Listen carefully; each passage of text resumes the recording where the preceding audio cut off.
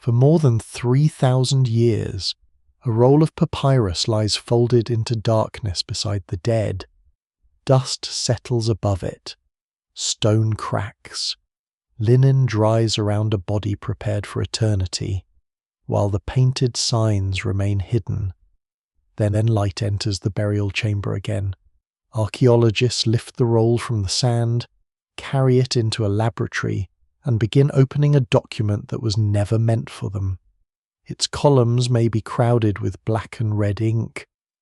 Between them appear gods with animal heads, boats crossing unseen waters, gates defended by guardians, fields divided by canals, and a human figure standing before a balance on which the heart will be weighed. To modern eyes, it looks like a map of the afterlife. Yet the closer one looks, the less it resembles a single map, creed, or book.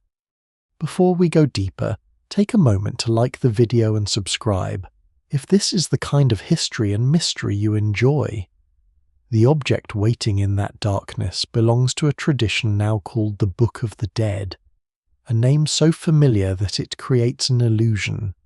It suggests a fixed volume, written in an authoritative order and followed by everyone alike. Nothing could be further from the surviving evidence. What scholars group under this title is a changing body of roughly 200 spells, hymns, declarations, ritual instructions, and illustrated scenes composed and rearranged across centuries. No known manuscript contains them all. Many contain only a selection. Some spells appear frequently, others survive in few copies. Their sequence can change, their wording can vary, and their pictures can expand, contract, or disappear. Even the number 200 is a modern scholarly convenience rather than an ancient declaration that the collection was complete. This matters because the story ahead cannot be told as though every deceased Egyptian followed one compulsory route through an identical supernatural landscape. A papyrus might provide hymns for the sun god, protections against dangerous beings, formulas for preserving the heart, instructions for opening gates, declarations for judgment, or images of an ideal agricultural afterlife. Another might omit many of these and emphasize something else. Wealth, period, local custom, workshop practice, personal preference, available space, and scribal knowledge all shaped what was included.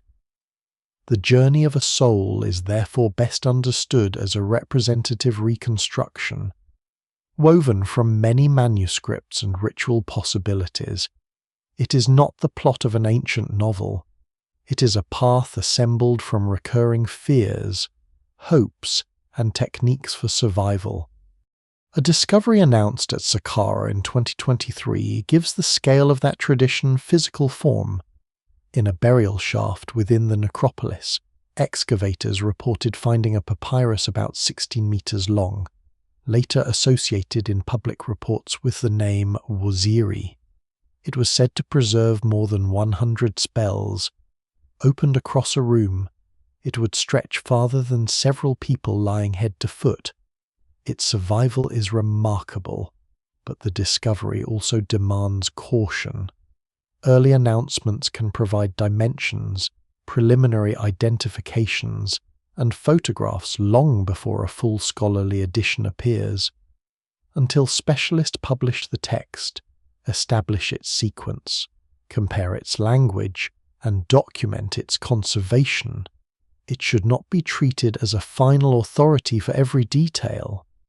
What survives in the record suggests an important manuscript, but the evidence remains incomplete. Other recent finds create the same mixture of wonder and restraint. At cemeteries such as Al-Ghuraifa near Tuna el-Gabel, funerary papyri have emerged from burials that preserve traces of the people, workshops, and ritual economies that produced them. News reports often dramatize discoveries, but a newly opened roll is not instantly understood.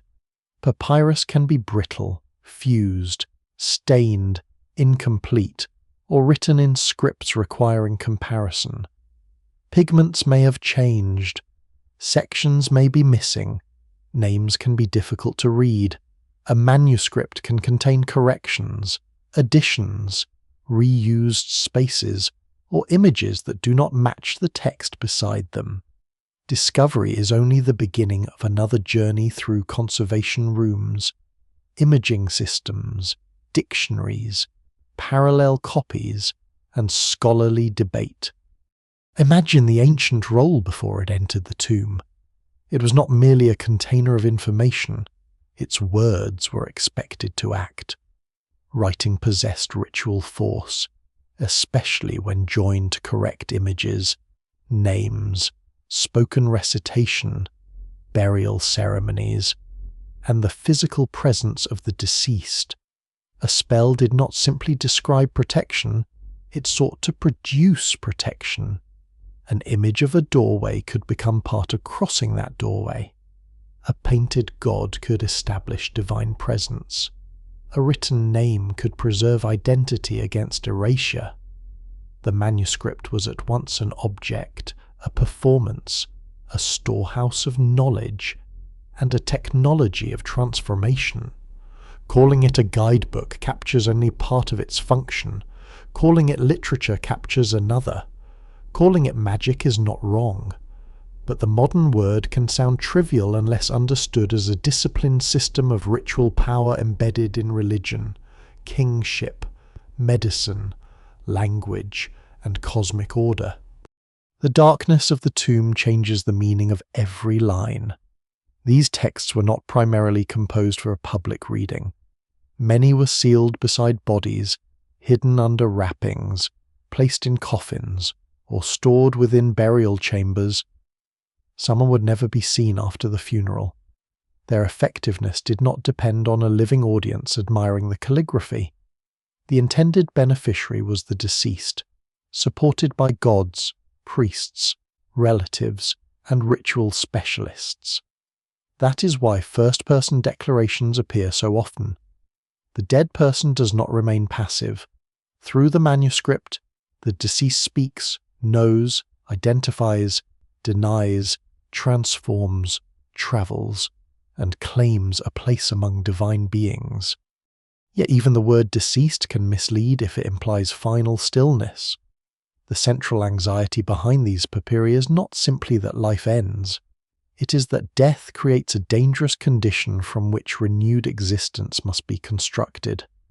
The body must remain available. The name must endure. Memory must not fail.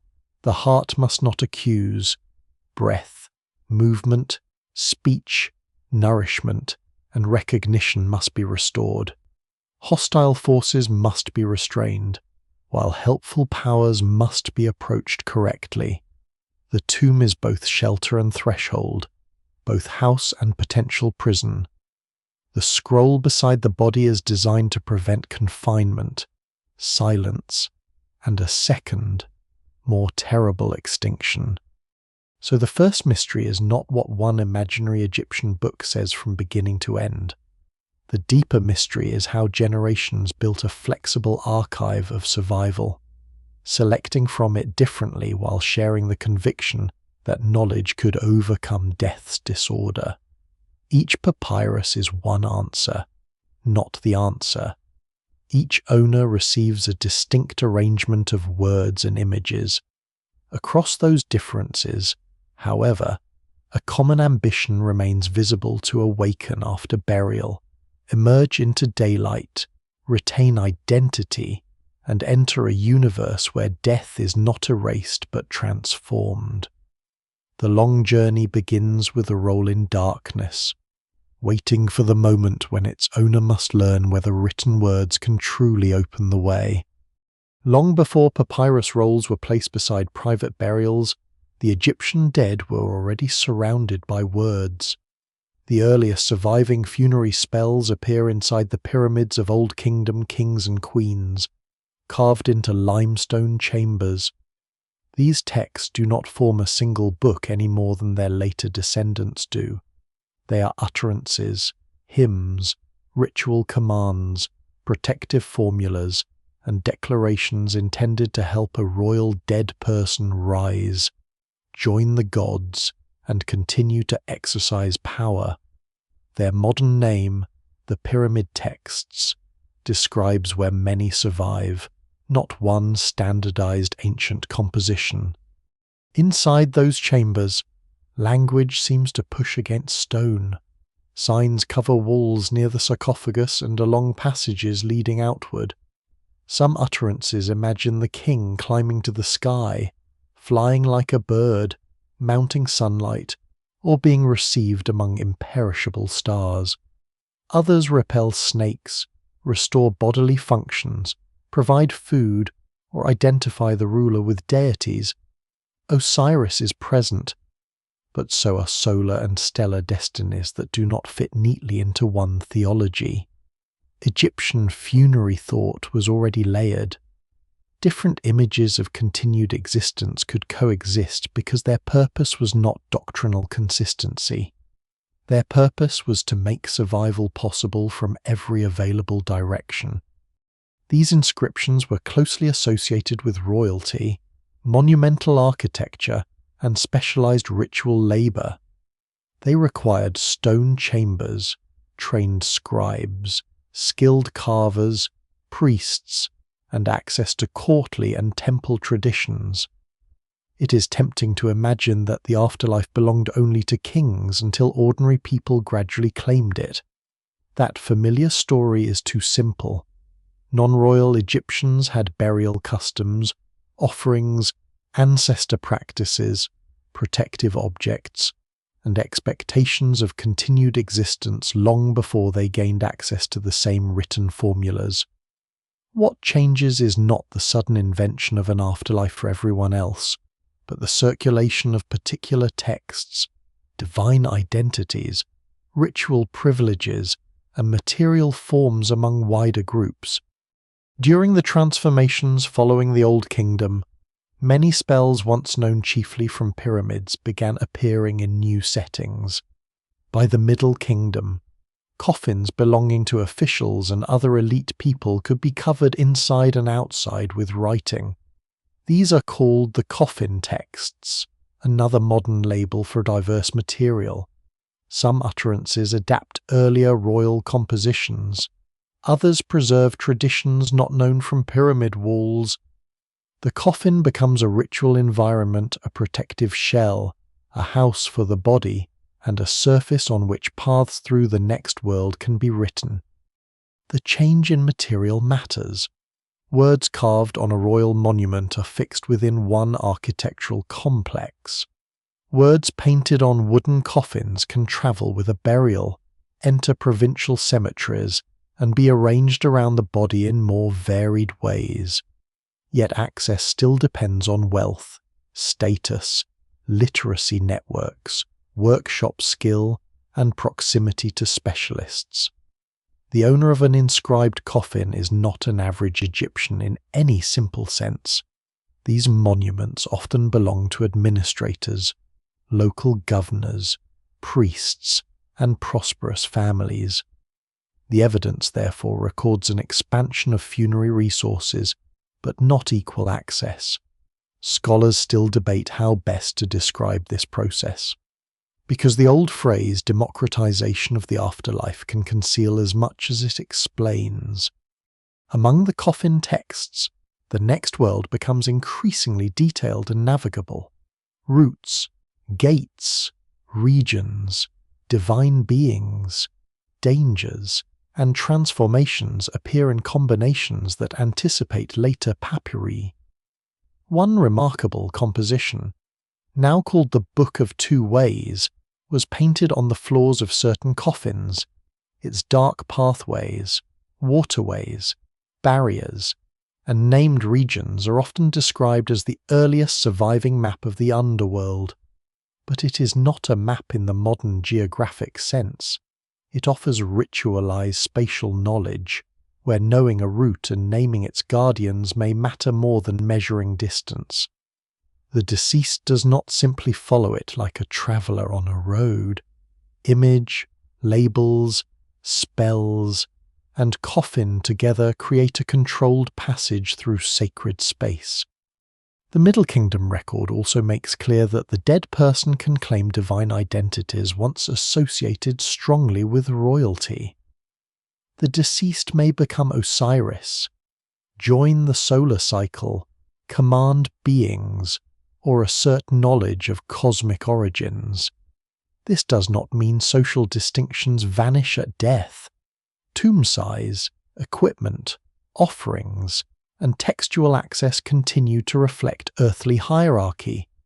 Nor does it mean every Egyptian understood the afterlife in exactly the same way. Local traditions, family practices, occupational roles, and historical periods shaped what people commissioned and what ritual experts supplied.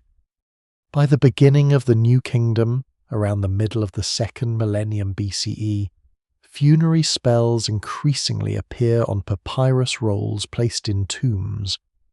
The new medium allows longer sequences, mobile collections, and elaborate combinations of text with painted vignettes.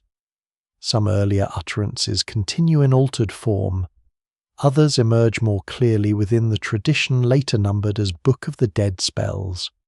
The papyrus does not replace coffins, tomb walls, amulets, statues, or spoken rites. It joins them. Egyptian funerary preparation remains a network of mutually reinforcing objects and performances, rather than a single document expected to do everything alone. The earliest New Kingdom manuscripts can look very different from the spectacular illustrated papyri displayed in modern museums. Some are relatively modest. Text may dominate, and illustrations may be limited. Over centuries, workshops develop recognizable layouts, spell sequences, artistic conventions, and regional preferences. What modern scholarship calls the Theban recension refers broadly to traditions prominent during the New Kingdom, especially around Thebes, while later periods produce further patterns of selection and ordering. These labels help scholars compare manuscripts, but they should not be mistaken for official ancient editions followed without variation. This long development also explains why the Book of the Dead contains repetitions, contradictions, and overlapping solutions. It inherits centuries of ritual creativity. A deceased person might ascend the sky, accompany the sun, become identified with Osiris, remain connected to the tomb, visit the living world, and cultivate fields in a blessed realm. Modern readers may ask which destination Egyptians truly believed in. The manuscripts answer by refusing to choose only one. Multiple futures increase security. If death threatens body, identity, memory, movement, and social belonging, then survival requires many restored relationships rather than one final address. What emerges from pyramid chamber to coffin interior and finally to papyrus is therefore not a straight line from exclusion to equality. It is a history of transmission. Words move between monuments, materials, institutions, and communities. Royal language is adapted, local knowledge enters written collections, and professional workshops preserve formulas while changing them. The evidence remains incomplete, because most burials were robbed, decayed, or never inscribed, and surviving texts favor those with resources. Still, the pattern reveals a civilization repeatedly reworking the technology of eternity. By the time a papyrus is laid beside the dead, it carries echoes of stone chambers and painted coffins, but offers something newly intimate: a portable archive assembled for one named person, ready to help that person come forth again. The roll waiting beside the dead carried a title very different from the one now printed on museum labels. Ancient Egyptians did not call it the Book of the Dead. A common modern rendering of its ancient name is the Book of Coming Forth by Day. The phrase points not toward death as a final destination, but toward movement, visibility, and regained freedom. To come forth by day is to emerge from confinement, cross the boundary between tomb and world, and enter the ordered light of the sun without losing the ability to return. That distinction matters because the modern title can make the collection sound like a manual written for the dead alone, sealed permanently in darkness. The ancient title emphasizes activity. The deceased is not imagined as a silent shade trapped underground. Properly transformed, that person can leave the burial place, travel among divine beings, receive offerings, visit sacred regions, join solar and Osirian cycles, and remain connected to the preserved body. The tomb is necessary, but it is not meant to become a prison. The Egyptian word often translated as day also carries the force of visibility and renewed presence. Night is not simply evil, and the underworld is not equivalent to a Christian hell. Re, the sun god, enters the western horizon every evening and travels through darkness before appearing again at dawn.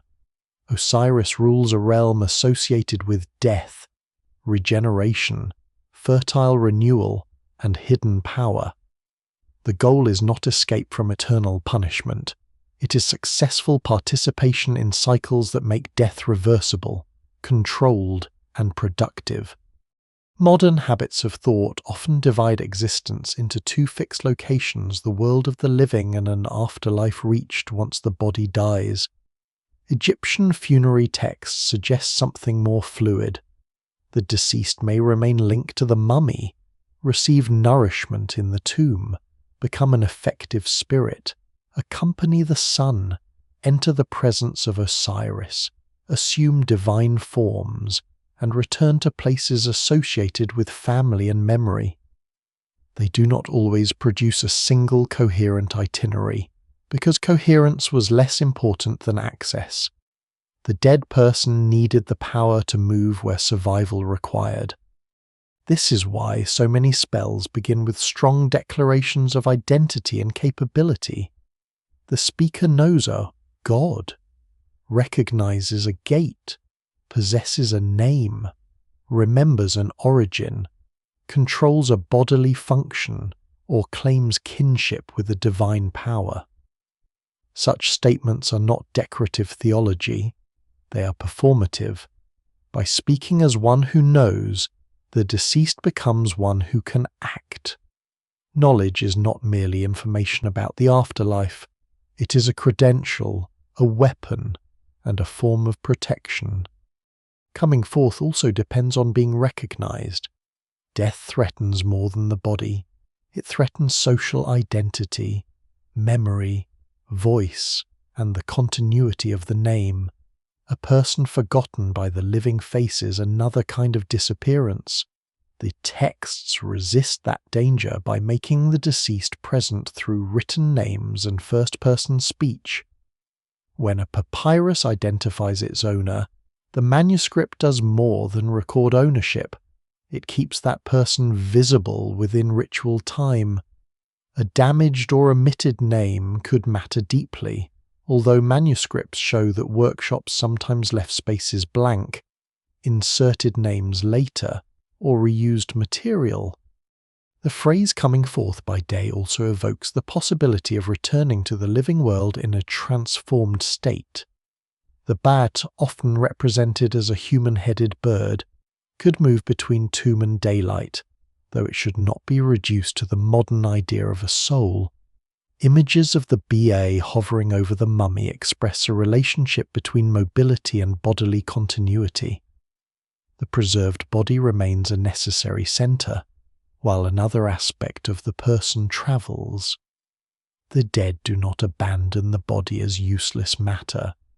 They require its integrity, recognition, and ritual activation. For that reason, the ancient title carries a quiet tension. Freedom depends on preparation. The dead person may come forth, but only if breath, speech, memory, bodily wholeness, and divine favor have been secured. The world beyond the tomb contains gates, judges, hostile beings, hidden names, and regions whose dangers are not always described consistently. No single explanation fully accounts for every image. Some scenes represent cosmic geography, some ritual knowledge, some moral order, and some protective symbolism. The collection works by accumulation, offering many ways to survive where certainty is impossible. The modern name arose much later through scholarship, collecting, and translation.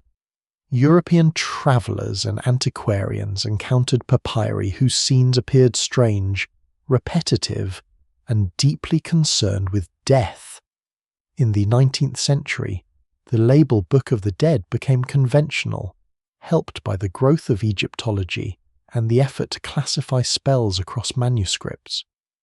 The phrase is useful because it gives a recognizable name to a vast textual tradition. Yet it also creates the false impression of a canonical scripture comparable to a single bound religious book. Ancient papyri were rolls, not codices, and their organization could vary greatly. One owner might possess a richly illustrated sequence extending many meters, another might receive a shorter compilation. Some spells appear on coffins, linen, amulets, walls, or other funerary objects rather than only on papyrus. The tradition is therefore better understood as a repertoire. Scribes and patrons selected from inherited material, adapted it, and arranged it according to circumstance. The surviving collection resembles an archive of protections more than a fixed narrative every Egyptian was expected to follow. That does not mean the title Book of the Dead should be discarded. It remains the standard modern term, embedded in scholarship and public understanding. What matters is remembering its limits. Behind the title stands an ancient promise of motion, not a book about remaining dead, but a set of means for becoming active again. The deceased seeks daylight, speech, recognition, movement, and access to the gods. Death is acknowledged without being granted the final word. The papyrus in the tomb thus waits for more than discovery by archaeologists. In Egyptian imagination, it waits for its owner to awaken into knowledge. Its signs provide identities to claim, powers to invoke, and paths to cross. The dead person does not read a continuous story from beginning to end. Instead, words and images surround moments of need.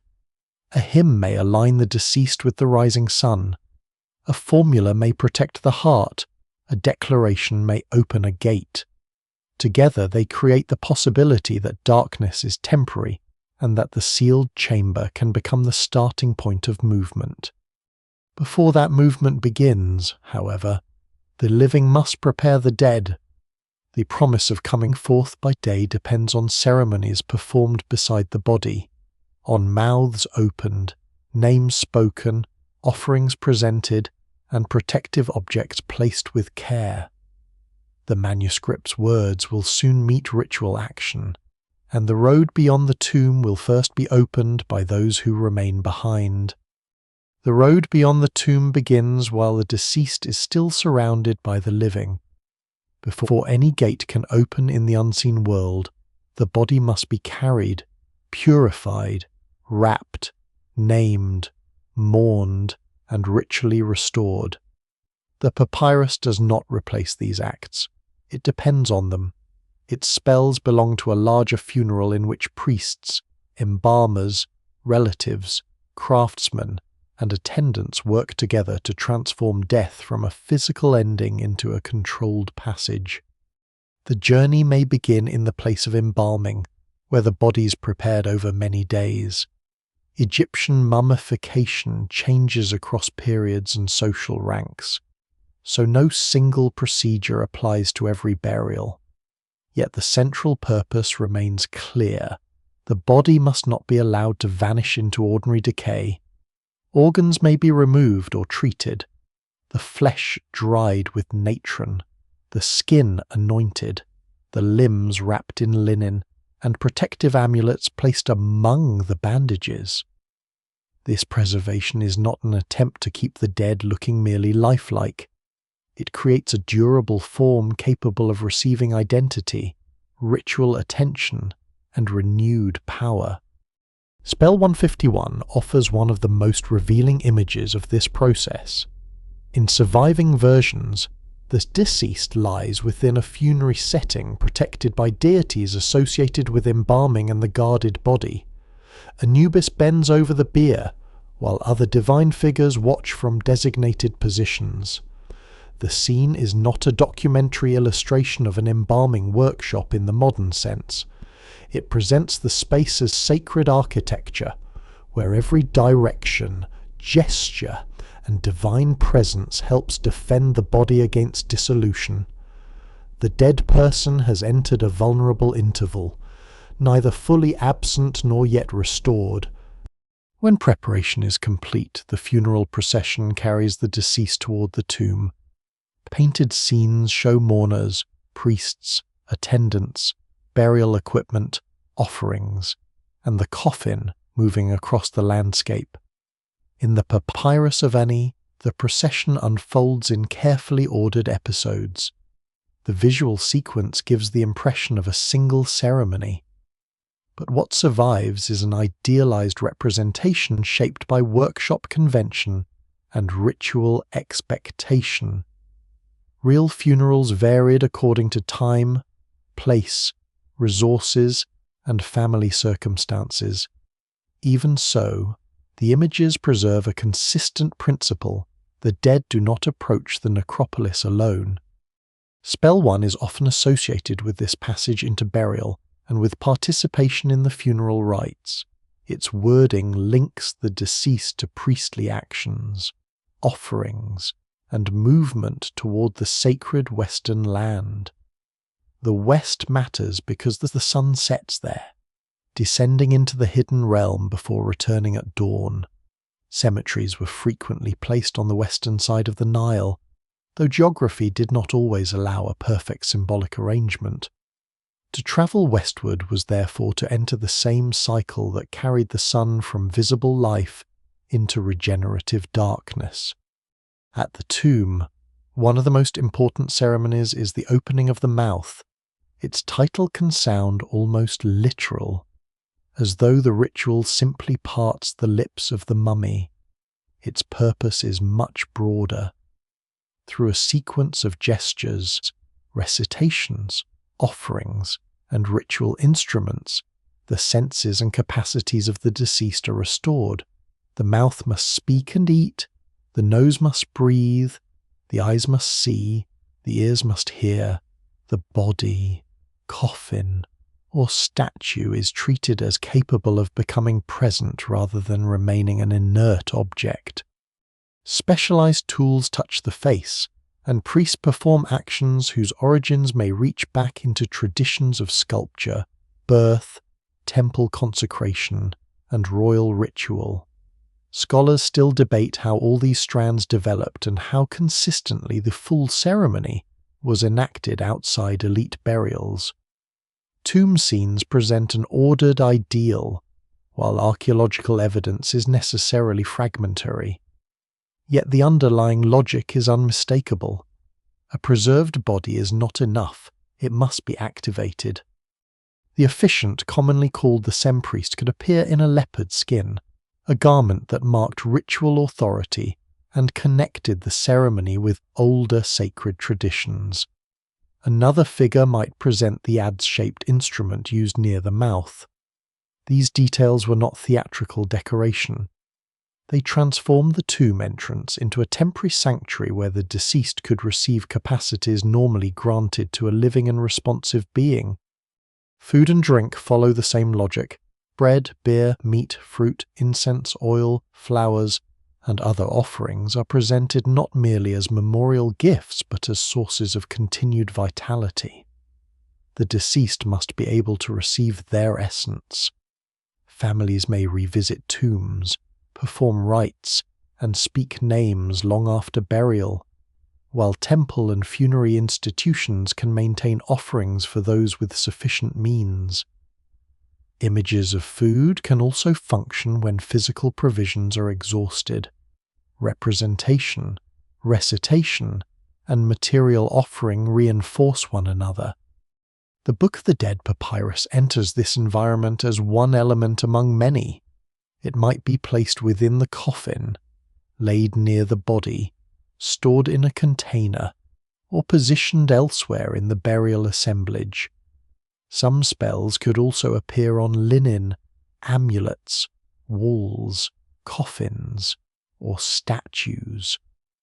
The exact placement of a roll is not always recoverable because tomb robbery, ancient disturbance, excavation methods, and later collecting have separated objects from their original contexts.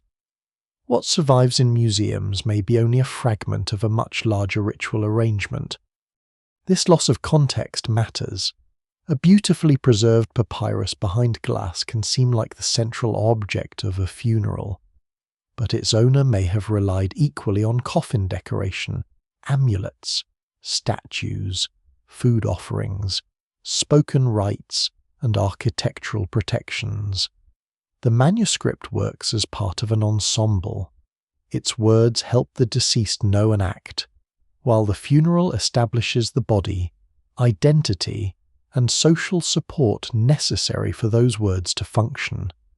The mourners also play a role that's emotional and cosmic. Lamentation expresses human grief, but ritual mourning can identify living women with Isis and Nephthys, the divine sisters who protect and revive Osiris.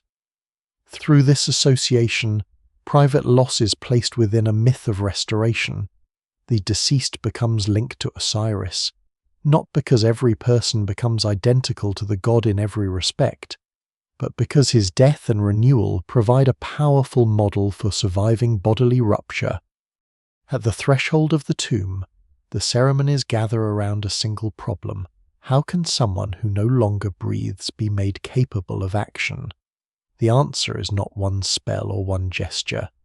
It is preservation, recitation, image, offering, divine identification, and community acting together. The body is secured, the mouth is opened, the name is spoken, the papyrus is placed nearby, the living withdraw, the entrance is sealed, and silence returns. Yet within Egyptian funerary imagination, that silence is temporary. The rites have prepared a person who can breathe without lungs, speak without ordinary voice, and travel without abandoning the body forever. The road has been opened from the living side. What remains is for the deceased to gather the many parts of personhood that death has threatened to separate. Death does not simply remove life from the body.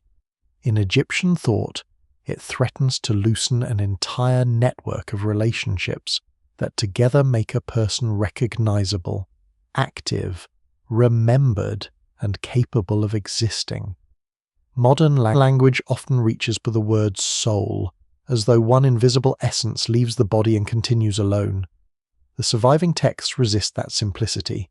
They speak instead of body, heart, name, shadow, ka, ba, and each important, each overlapping with the others, and none functioning as a perfect equivalent of the modern soul. The preserved body remains the visible anchor. It is not merely a discarded shell. Through mummification, wrapping, amulets, coffin imagery, ritual speech, and continued offerings, it becomes a stable point around which identity can be renewed. The body must be protected from decay, mutilation, loss, and mistaken recognition. This helps explain why funerary texts can identify individual limbs with gods. Spell 42 assigns divine identities to the hair, face, eyes, ears, arms, legs, and other parts of the deceased. The purpose is not anatomical description, it is protection through divine assimilation. A body whose parts belong to gods becomes harder to destroy. Yet bodily survival alone is not enough. The ka is often described as a vital force, a sustaining presence, or a person's capacity to receive life and nourishment. Such translations are useful but incomplete. The ka can be connected with birth, inheritance, status, offerings, and the continuation of a person through ritual support. Tomb chapels, offering tables, and food formulas address this need. Bread and beer placed before the dead can perish, but images and words may continue to provide. The ka remains dependent on relationship between the deceased, the living, the gods, and the resources of the tomb. The bay carries a different emphasis. It is often shown as a bird with a human head, capable of moving out from the tomb and returning. Museums sometimes label it simply as the soul, but that hides its active and mobile character. A bear can travel, manifest, and participate in realms beyond the body.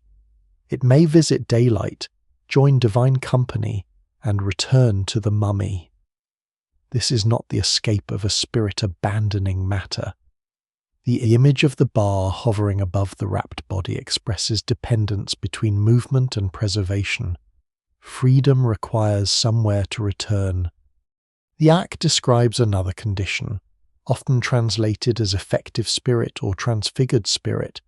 It is less a detachable component waiting inside every living person than a successful state achieved after death through ritual, knowledge, purification, and divine acceptance. To become an ak is to become capable of action in the divine world. An effective dead person can receive offerings, join the gods, exercise influence, and avoid the helplessness of ordinary death. The entire funerary program aims toward this transformation, although the language changes across centuries and contexts.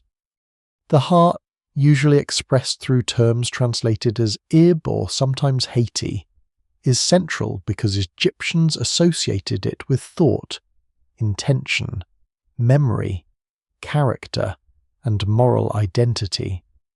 The brain does not occupy the same symbolic position in funerary texts. During some mummification procedures, brain tissue could be removed, while the heart was commonly left within the body or ritually replaced by a heart scarab. This does not mean Egyptians lacked practical knowledge of the brain. It means the heart carried the decisive religious meaning of personhood. Spell 26 asks for the heart to be restored so the deceased can remember identity and function. Without memory, the dead person cannot recognize gods, speak names, claim relationships, or know the route ahead. Later, the heart will also become a potential witness in judgment. It preserves what a person has done and intended. That gives it a troubling independence. The deceased needs the heart, yet also fears what the heart might reveal. The name, or Ren, guards another dimension of survival. To be named is to remain present in the social and ritual world. A name carved on stone, painted on a coffin, or written repeatedly across a papyrus resists oblivion. Egyptian monuments frequently combine image and inscription because recognition depends on both. When later enemies erase a name, they do more than damage a historical record. They attack the person's continued existence.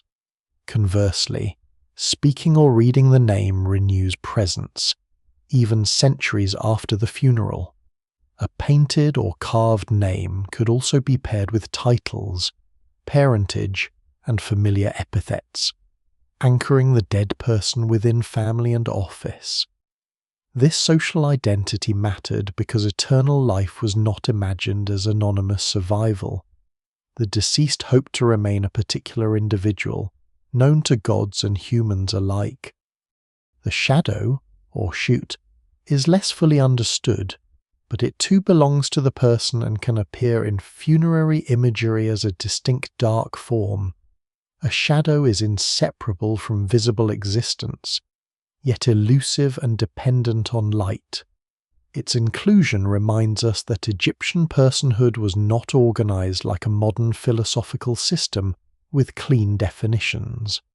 Meanings shift according to genre, period, and ritual need. Scholars still debate how these concepts relate, because the evidence does not provide one ancient handbook explaining them systematically.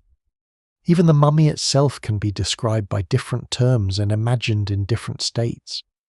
A corpse is dangerous because it is vulnerable to decay and disorder, but a ritually prepared body can become a sacred image associated with Osiris. Statues may also serve as alternative sites of presence. Images, names, and bodies do not duplicate one another mechanically. They create redundancy against loss. If one form is damaged, another may preserve access to identity. This multiplicity is one of the most surprising features of Egyptian funerary belief. Survival does not depend on locating a single immortal essence. It depends on preventing the person from coming apart. Body, mobility, memory, nourishment, name, shadow, and divine effectiveness must remain connected. Death is dangerous because it can sever those connections. Ritual succeeds when it binds them together again. The Book of the Dead participates in that reconstruction. Some spells protect bodily parts, others restore the heart, preserve the name, free the bar, provide breath, secure food, or enable transformation into an ak. No manuscript necessarily contains every protection, and no single diagram captures all the relationships. What survives in the record suggests a flexible grammar of personhood rather than a fixed anatomy of the soul. The deceased now stands at the edge of movement with those relationships partially restored. The body lies protected. The bear can travel. The ka can receive. The name remains written. The heart carries memory and intention. The ak is not yet guaranteed, but it has become possible.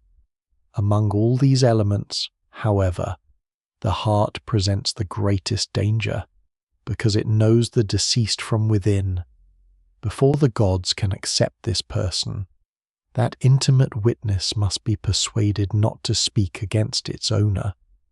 The heart now becomes the most intimate danger in the entire journey. It belongs to the deceased, contains memory, intention, and character, yet cannot simply be ordered to forget.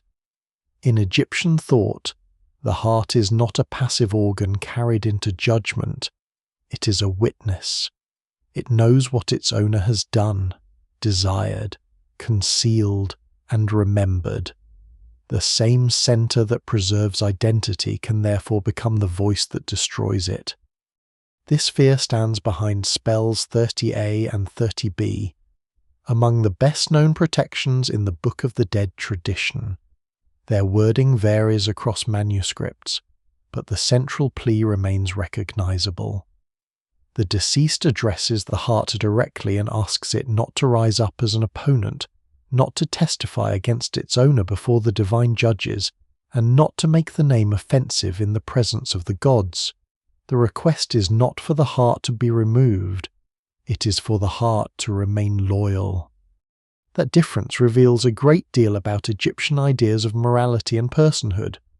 The deceased cannot approach judgment by discarding the part that remembers. Survival requires continuity with the person who lived. A heartless identity would be incomplete. Yet an uncontrolled heart could expose contradiction between public claims and inward truth. The text therefore treats conscience as something both necessary and dangerous. It must accompany the dead, but it must not become hostile. Spell 30b was often written on heart scarabs, amulets commonly carved in the form of the dung beetle associated with regeneration. The scarab's connection with renewal came partly from observing beetles rolling balls across the ground and from linking that motion with the sun's daily passage. In funerary use, the amulet could be placed over the chest, sometimes within the wrappings, so that protective words rested close to the organ they addressed. Stone, image, inscription, and position worked together. The amulet was not simply jewelry. It was a compact ritual device designed for a moment of existential risk. Some heart scarabs are made from dark green stone or glazed materials whose colour could evoke vegetation, freshness, and rebirth. Others carry lengthy inscriptions on their flat undersides. Their craftsmanship varies, just as funerary resources varied. Wealthy owners might commission carefully carved examples, while simpler substitutes could serve the same essential purpose. The underlying concern crossed social boundaries wherever access to such objects and spells was possible. The dead person needed the heart to remain present, truthful enough to preserve identity, yet restrained from becoming an accuser. The famous Papyrus of Ani includes a version of spell 30b associated with the later weighing scene, but the spell does not merely explain a picture, it performs an intervention before judgment. The deceased calls the heart by intimate terms, sometimes describing it as the heart received from the mother. That language ties moral identity to origin, birth, and continuity. This is not an alien object inserted into the body. It is the oldest companion of the self. The appeal also invokes divine authorities and the expected consequences of judgment. The deceased fears obstruction, hostile testimony, and loss of standing among the gods. The exact legal imagery differs from a modern courtroom, but the anxiety is familiar. A person approaches an authority that can determine future existence, while carrying evidence that cannot be left behind. There is no possibility of bribing the heart with wealth or confusing it with a false name. The solution is ritual persuasion backed by sacred precedent. Modern readers sometimes interpret the spell as an attempt to cheat judgment. That conclusion is understandable but too narrow. Egyptian funerary texts regularly aim to secure favourable outcomes through knowledge, identification, amulets, and divine protection. Ritual effectiveness is not presented as the opposite of morality. It is part of how cosmic order is maintained. The deceased declares innocence, but also prepares against error, hostility, confusion, and the unpredictable dangers of transition. A successful judgment depends on living rightly, knowing correctly, and being ritually equipped. The evidence remains incomplete regarding how individual Egyptians understood this balance. Funerary texts present ideal claims, not private confessions. They do not record the full moral life of their owners. A papyrus commissioned for a wealthy official tells us what outcome was sought, not whether neighbours considered that person virtuous. Nor can the presence of a heart scarab prove that its owner expected a literal object to silence testimony in the same way every time. Ritual symbols can operate on several levels at once: legal, psychological, bodily, and cosmic. The heart's power also explains why its loss is feared in other spells. Without it, the deceased cannot remember the name, recognize kin, speak effectively, or act as a coherent being. Spell 26 seeks the return of the heart. Spell 30 asks that the restored heart remain cooperative. The two needs are inseparable. Memory must survive, but memory must not become condemnation. Identity must be preserved, but identity must be made compatible with Mat, the principle of truth, balance, justice, and proper order. Mat is not merely an abstract virtue. It sustains the cosmos, legitimizes kingship, guides social conduct, and stands against disorder. To enter the divine realm, the deceased must show alignment with that order. Yet Mat is represented through ritual language and image rather than through one systematic moral code. Different texts emphasize different offenses, duties, and relationships. Scholars still debate how closely the ideal declarations of funerary manuscripts reflect everyday ethical practice, but they clearly show that the afterlife was not imagined as a place where conduct became irrelevant. For the living who commissioned these protections, the heart's silence did not erase responsibility.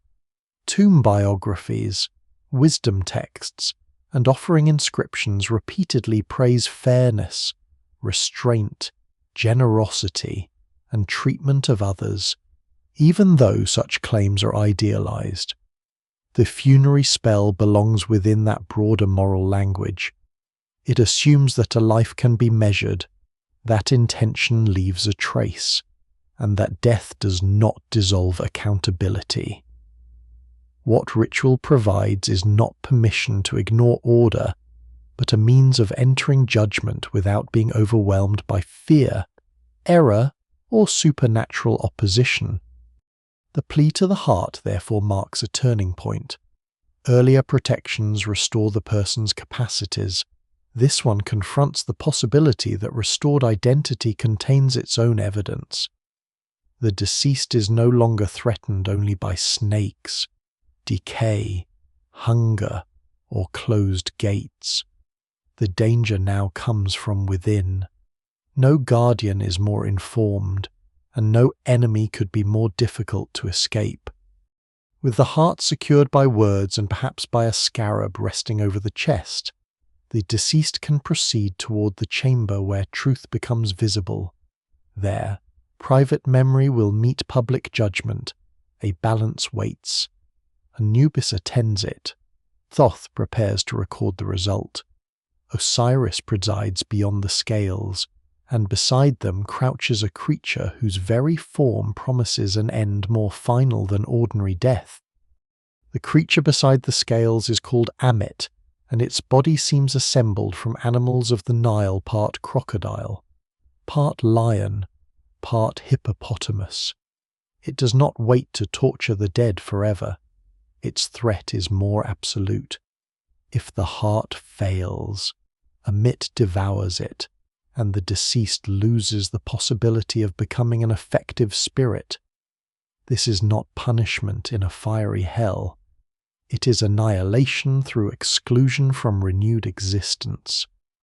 The scene is most famously associated with Spell 125, but Spell 125 is not the whole Book of the Dead, nor does every manuscript preserve it in the same form. Some copies divide its material differently. Some emphasize declarations, others the tribunal, and some provide elaborate vignettes while others remain restrained. Modern viewers often treat the weighing of the heart as the defining image of Egyptian religion because it is memorable. The surviving tradition is broader, but this scene reveals how morality, ritual knowledge, identity, and cosmic order could converge in one dangerous moment.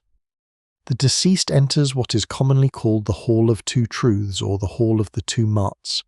The phrase is difficult to capture precisely, and scholars still debate aspects of its interpretation. It may evoke a doubled or intensified form of Mat, the order governing correct judgment. The hall is not merely a room underground. It is a ritual space in which hidden conduct becomes measurable, and the deceased must demonstrate fitness to join the ordered world of the gods. Anubis stands beside the balance. His jackal-headed form is familiar from tombs, coffins, and embalming scenes. But his role here is not simply that of a god of death. He supervises the weighing, handles the heart, and protects the fairness of the procedure. The animal associated with cemeteries and desert margins becomes the guardian of correct transition. In some images, Anubis adjusts the balance carefully, emphasizing that the result must not be distorted. Nearby stands Thoth, often represented with the head of an ibis or as a baboon. He records the outcome.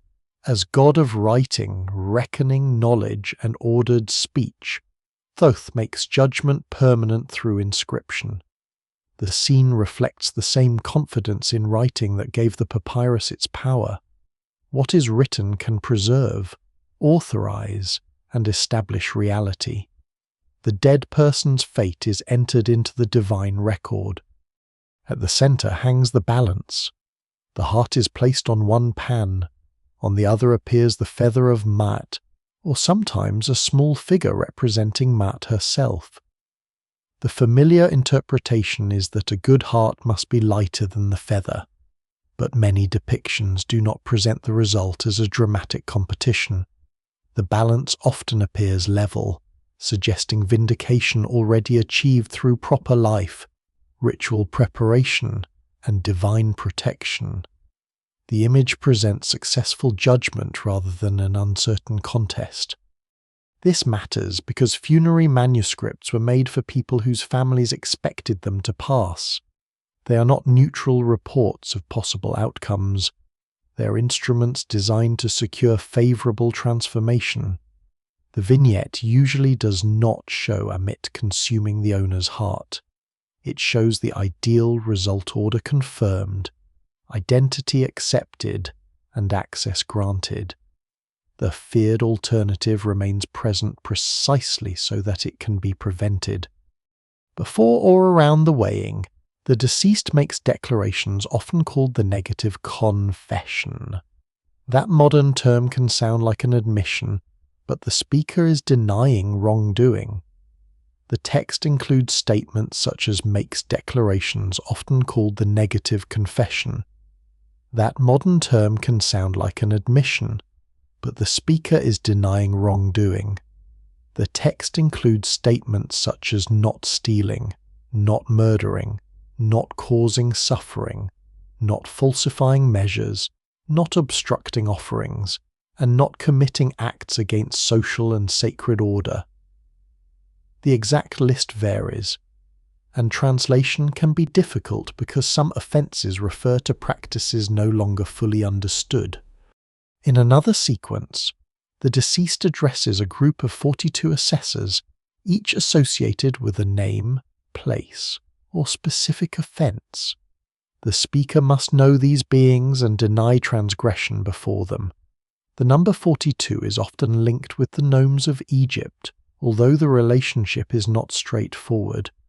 The tribunal gathers the moral geography of the country into a divine court.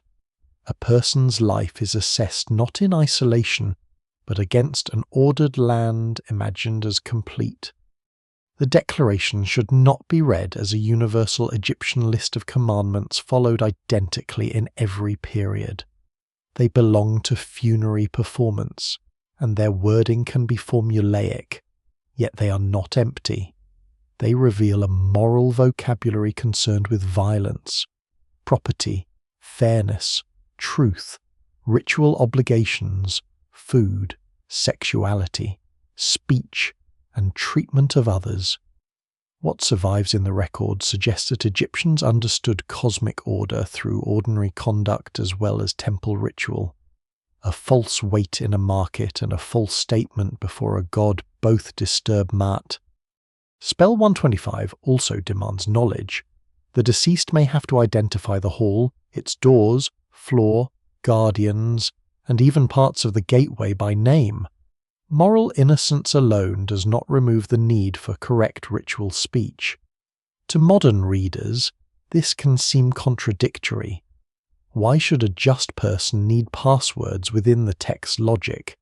Knowledge demonstrates identity and readiness. The divine realm is structured and protected. One does not enter merely by claiming goodness. One must belong, recognize, and speak effectively. Osiris presides beyond the balance, often enthroned within a shrine. He is wrapped like a mummified king, holding symbols of authority, with Isis, Nephthys, or other divine figures nearby. His presence links judgment with regeneration. Osiris was killed, restored, and established as ruler of the dead. The deceased approaches him not only as judge, but as a model of renewed existence. To be accepted is to enter a condition associated with Osiris while retaining personal identity.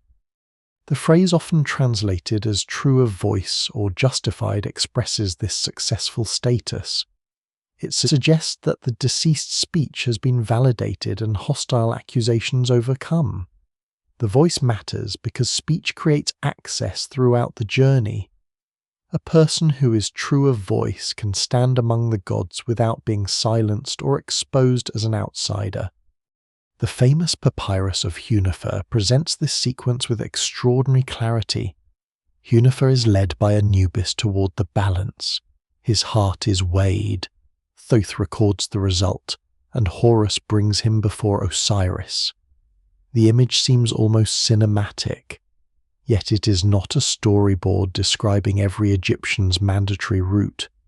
It is one carefully composed version of a wider ritual tradition, made for one man within a particular historical setting. The judgment ends not with applause but with permission. The deceased has crossed from uncertainty into recognized status. Ammit remains hungry but unfed. The heart remains with its owner. The divine record confirms acceptance, yet entry into the company of the gods does not end the journey.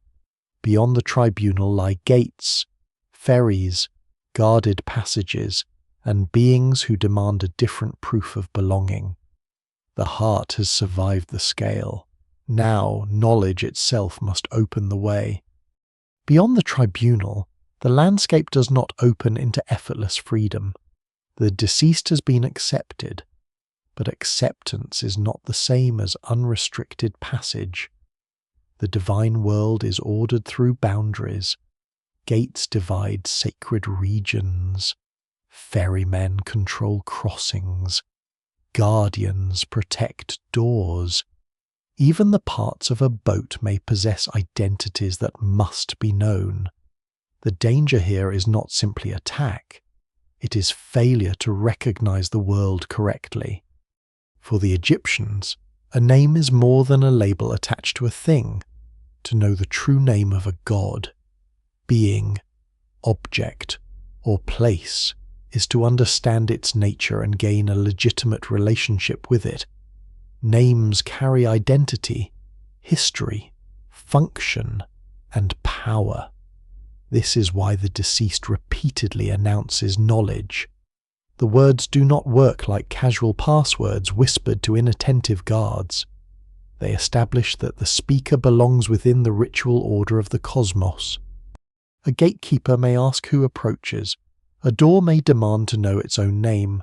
The threshold, bolt, lintel, floor, and guardian can each be treated as animate or divine. Modern readers may hear the structure of a riddle, but the purpose is deeper. The world beyond death is not made of lifeless scenery. It is saturated with presence. Every boundary participates in sacred order, and correct naming acknowledges that order. Spell 99 provides one of the most elaborate examples.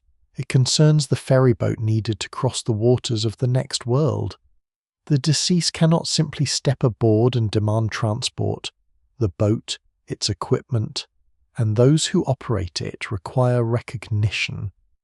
Parts of the vessel are identified with gods, body parts, stars, or mythic events. The mast, sail, rope, planks, rudder, and steering apparatus become elements of a divine anatomy. By naming them, the deceased proves familiarity with the structure that carries beings across cosmic space. The ferryman also matters. Like many figures at the margins of sacred regions, he can refuse passage. In some traditions, the traveller must persuade him, wake him, identify him, or demonstrate the right to board. Water separates states of existence, just as the Nile separates banks and the horizon separates day from night. Crossing is therefore more than transportation. It is transformation enacted through movement.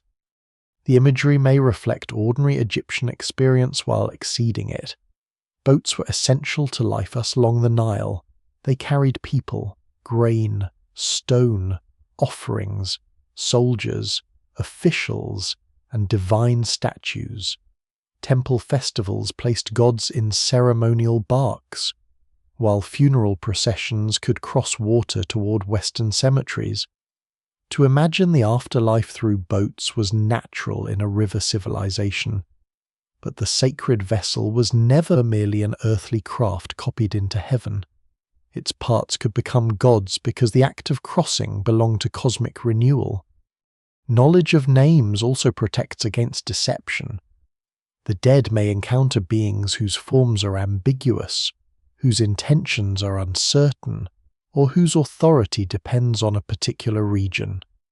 Naming creates clarity. It prevents the deceased from treating a dangerous guardian as a harmless stranger or approaching a god without proper recognition. The evidence remains incomplete regarding how literally such encounters were imagined, but the ritual logic is consistent. Ignorance produces vulnerability. This logic extends beyond gates and boats. The deceased may need to know the names of divine assessors, regions of the sky, mounds of the underworld, parts of a hall, or components of the body. Knowledge allows entry because it establishes identity. A person who knows the secret structure of a place is not an intruder. The speaker becomes someone initiated into divine relationships, equipped with language that reveals participation rather than mere observation. The written papyrus preserves that knowledge when human memory can no longer be trusted. Death threatens forgetfulness, confusion, and silence. A living person might study or hear a spell, but the manuscript ensures that the formula accompanies its owner into the tomb. The words remain physically near the body, available as a permanent reserve of speech. In this sense, the scroll functions like external memory, storing identities that the deceased must activate. Yet scribal error could complicate that promise. Manuscripts contain omissions, corrupt passages, unusual spellings, substitutions, and mismatches between text and image. Some errors may have arisen from copying damaged exemplars. Others reflect haste, limited training, regional pronunciation, or the difficulty of reproducing archaic language. Not every scribe fully understood every formula. Still, the presence of mistakes did not necessarily render a papyrus useless. Ritual effectiveness could depend on the whole object, its divine images, the owner's name, priestly performance, and inherited authority, not only on philological perfection as judged by modern editors. Red ink sometimes highlights titles, dangerous names, instructions, or divisions within spells, while black ink carries most of the text. The contrast helps organize a long roll and may also mark ritually significant language. Illustrations provide another layer of identification. A guardian with a knife, a gate with flames, or a boat staffed by gods gives visible form to what the words name. Text and image do not simply repeat each other. Together they create a fuller field of recognition. The power of naming also reveals why erasure was feared. To destroy a hostile being's name could weaken it. To preserve the deceased's name could sustain existence. To speak the name of a gate could open it. Language is therefore neither neutral description nor ornamental poetry. It changes relationships. It can bind, release, protect, identify, and authorize. There is also a quiet social echo within this supernatural knowledge. In life, access to temples, offices, archives, and elite education depended on rank and training. In death, the manuscript grants its owner a form of specialized expertise. A person buried with these formulas approaches the divine world carrying the credentials of someone instructed in sacred order. Wealth could purchase a papyrus, but money alone could not invent its tradition. The roll draws upon generations of priestly, scribal, and ritual labor. Still, the journey should not be reduced to an examination passed by memorizing secret words. The names are effective because they locate the deceased within a universe of relationships. The speaker identifies with gods, recognizes boundaries, and treats the boat as sacred rather than ordinary. Correct speech transforms the traveler into someone capable of crossing. The ferryman finally accepts the passenger.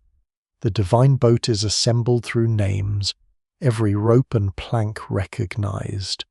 Water opens ahead, but knowledge does not make the landscape gentle. Beyond the crossing rise guarded mounds and regions of flame. Knife-bearing beings wait at the edges of sacred space. Some will threaten the deceased, while others will destroy the enemies of Osiris. In this realm, terror often marks the border around what must remain pure. The next danger is learning that the terrifying creatures of the afterlife are not simply evil, and that protection can look almost indistinguishable from violence. The crossing does not lead into a quiet paradise. It leads into a landscape where protection and danger often wear the same face. The deceased enters regions guarded by beings with knives, animal heads, serpentine bodies, burning breath, or names that sound like threats. Lakes of fire appear beside sacred roads. Mounds rise from darkness, each with its own inhabitants, dangers, and divine associations. To a modern reader, the scene can resemble a kingdom of demons. That comparison is tempting, but it is also misleading. The Egyptian afterlife did contain hostile beings, yet not every frightening figure was evil in the modern sense. Many served the gods, defended sacred spaces, punished enemies, or maintained the boundaries of cosmic order. Their violence was directed, conditional, and often protective. A knife in the hand of a guardian could threaten the unprepared dead, but the same weapon might destroy the enemies of Osiris. Fire could consume the wicked, yet also purify and defend the divine realm. Terror was not always a sign of chaos. Sometimes it was the form taken by order at its most severe. This ambiguity appears throughout the Book of the Dead. A guardian may be terrifying because the place behind it is holy. A serpent may be dangerous in one spell and protective in another. A lake of flame may annihilate hostile beings while leaving the justified deceased unharmed. Roles depend on context, allegiance, name, and ritual knowledge. The same landscape that threatens outsiders can protect those who've been accepted. Spell 149 offers one of the most striking visions of this world.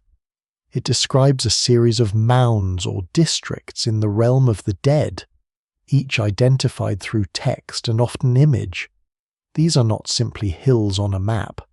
They are sacred zones with their own beings, resources, dangers, and powers. One may contain fire, another divine food, another guardians whose names must be known. The deceased moves through a geography that is symbolic, ritual, and cosmic at once. Modern maps encourage the idea that space should be continuous and measurable. Egyptian funerary geography works differently. A mound can represent a place, a divine condition, a mythic event, and a ritual challenge. Regions may overlap. What matters is knowing where one stands in relation to gods, enemies, gates, and sources of renewal. The landscape is navigated through recognition rather than measurement. The knife-bearing beings are especially easy to misunderstand. Their weapons are not evidence of uncontrolled cruelty. In temple and funerary imagery, divine violence often protects creation against forces that would return the cosmos to disorder. The sun god's enemies must be repelled each night. Osiris's enemies must be restrained. Sacred thresholds must not be crossed by those who threaten them. A guardian with the blade therefore embodies the danger of approaching holy power without permission. The deceased seeks to avoid becoming the target of that violence. Spells identify the traveller with approved gods, deny hostile status, and place the speaker among those protected by Osiris and Re. The dead person does not defeat every guardian through combat. Instead, the manuscript changes the terms of encounter. Correct identity makes a threatening being recognize an ally rather than an enemy. Fire works in a similar way. Lakes of flame appear in funerary texts and images, but they do not function as a universal place of endless punishment. Their meaning shifts. Fire can destroy enemies, illuminate darkness, purify sacred space, and mark a boundary that only the prepared may cross. A justified deceased person may pass safely while hostile beings are consumed. The element is dangerous because divine energy is dangerous, not because the landscape is governed by a single doctrine of hell. There are also serpents whose forms carry both fear and power. Egypt's environment made snakes familiar and unpredictable. Some were deadly, others were linked with protection, royalty, fertility, or renewal. In the afterlife, serpent beings may block paths, spit fire, guard gates, or defend divine bodies. Their identities cannot be reduced to one symbolic meaning. Scholars still debate many names and scenes because surviving texts vary. Illustrations can be damaged, and later copies sometimes preserve formulas whose original context had already become obscure. Hybrid creatures add another layer. A human body with an animal head, or a composite being assembled from several species, does not necessarily represent monstrosity. Egyptian divine imagery uses animal traits to express powers that ordinary human form cannot contain. A jackal evokes the cemetery and embalming. A falcon evokes the sky and kingship. A crocodile can signify danger, strength, and divine protection. The frightening appearance of a guardian may therefore communicate specialized authority rather than moral corruption. Failure can mean decapitation, loss of breath, deprivation of food, imprisonment, mutilation, or a second death. Yet the texts usually present these dangers in order to defeat them. A spell against decapitation protects the head. A formula against dying again asserts continued existence. An image of a bound enemy ensures that the threat is already under control. Funerary manuscripts do not merely describe terror, they ritualize its containment. This is one reason the Book of the Dead can feel simultaneously dark and reassuring. It refuses to pretend that death is gentle. The next world contains uncertainty, judgment, guarded spaces, and forces beyond human control. But nearly every danger is paired with knowledge, divine assistance, or transformation. The deceased is not expected to remain helpless. The manuscript equips the traveller with names, identities, and protections drawn from the same cosmic order that produces the threats. The frightening beings also reveal something about Egyptian ideas of security. Sacred order was not imagined as passive peace. It required vigilance. Re must overcome opposition each night. Osiris must be protected from renewed attack. Temples must exclude impurity. Tombs must resist robbery, decay, and hostile magic. Eternal life survives because boundaries are guarded and enemies are restrained. No single explanation fully accounts for every demon, mound, blade, or flame. Some belong to old mythic traditions, some to temple ritual, some to local cults, and some to scribal compilations whose meanings changed over time. The Book of the Dead preserves them side by side because redundancy increased protection. One spell might identify a threat, another repel it, and another transform the deceased so completely that the threat no longer applies. As the traveller moves onward, the terrible guardians begin to lose their power to obstruct. Their names are known. Their allegiance is understood. The deceased is no longer merely a vulnerable human asking to be spared. Through the accumulated force of ritual, body, memory, judgment, and knowledge, that person is beginning to become something else. Survival is giving way to transformation, and the next stage is not simply to avoid destruction, but to enter the forms and powers of the gods themselves.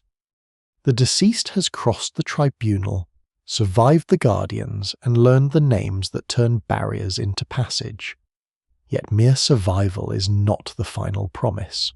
The Book of the Dead repeatedly reaches towards something more ambitious transformation. The dead person is not meant to remain a weakened copy of the living self. Through ritual knowledge, divine identification, and controlled changes of form, that person can become an effective spirit capable of acting within the world of the gods. This transformation is not one single event described in the same way everywhere. Some spells protect the body, others restore movement, and others allow the deceased to assume forms associated with divine power. A person may become a falcon, a heron, a swallow, a serpent, a lotus, or another sacred being. These changes should not be imagined as decorative fantasies or simple animal disguises. Each form carries a particular capacity. A bird can cross distances and rise above boundaries. A lotus opens with the light and evokes renewal. A serpent can embody regeneration, protection, danger, or cosmic force. To take on such a form is to participate temporarily in its divine meaning. Some collections group them together, while others arrange them differently or omit them. This is another reminder that no universal itinerary controls the journey. The deceased does not necessarily pass through every transformation in a fixed order. Instead, the papyrus offers a repertoire of possible identities, each useful under particular conditions. Flexibility itself becomes a form of security. Spell 42 expresses this logic through the body. Every limb and feature is identified with a god. The hair belongs to one divine figure, the eyes to another, the arms, legs, mouth, and internal organs to others still. The result is not the disappearance of personal identity. It is the protection of that identity by divine multiplication. If each part of the body has become sacred, then injury to the deceased becomes an attack on the gods themselves. The same strategy appears in declarations where the speaker claims to be a deity or to share a deity's attributes. Modern readers may hear contradiction when one person identifies with several gods, but Egyptian ritual language does not require exclusive identity. The deceased can become Osiris in one context, join Re in another, take falcon form in another, and still remain a named individual. Identity is relational and situational. One becomes what the moment requires without being erased by the change. This process helps explain the title of the modern study, Becoming God in Ancient Egypt. The phrase does not mean that every dead person becomes a supreme creator deity or loses all distinction from the pantheon. It describes a movement into divine status, effectiveness, and participation. A successful dead person gains access to powers once beyond ordinary human reach. The Ak can travel, receive offerings, communicate, and act in the sacred realm. Divinity here is not a crown placed on the deceased. It is condition achieved through transformation. Spell 100 offers a particularly useful glimpse of this goal. It helps the deceased become an effective spirit. Join the divine retinue and take part in the solar bark. The exact wording varies, but the emphasis lies on inclusion within a cosmic community. The dead person is no longer standing outside the world of the gods, begging for protection. Through ritual authority, that person becomes a participant in the divine order. Spell 44 addresses one of the deepest fears behind this transformation, dying a second time. Ordinary death is not necessarily final, because the funeral and spells can lead to renewed existence. A second death, however, would mean the destruction of that possibility. It could involve annihilation, loss of name, exclusion from offerings, separation from the body, or permanent inability to act. The spell therefore seeks not merely continued duration, but protection from final erasure. This fear gives urgency to every transformation. A person who remains passive can be trapped, forgotten, dismembered, or consumed. A person who becomes an Ak gains the capacity to resist those outcomes. Divine forms are not luxuries of imagination. They are tools against the fragility of identity. The lotus is among the most evocative forms. Rising from water and opening to the morning sun, it carries associations with creation and rebirth. To emerge as a lotus is to repeat the first appearance of life from the primeval waters. The dead person does not simply admire the beginning of the cosmos. Through the spell, that beginning becomes available again.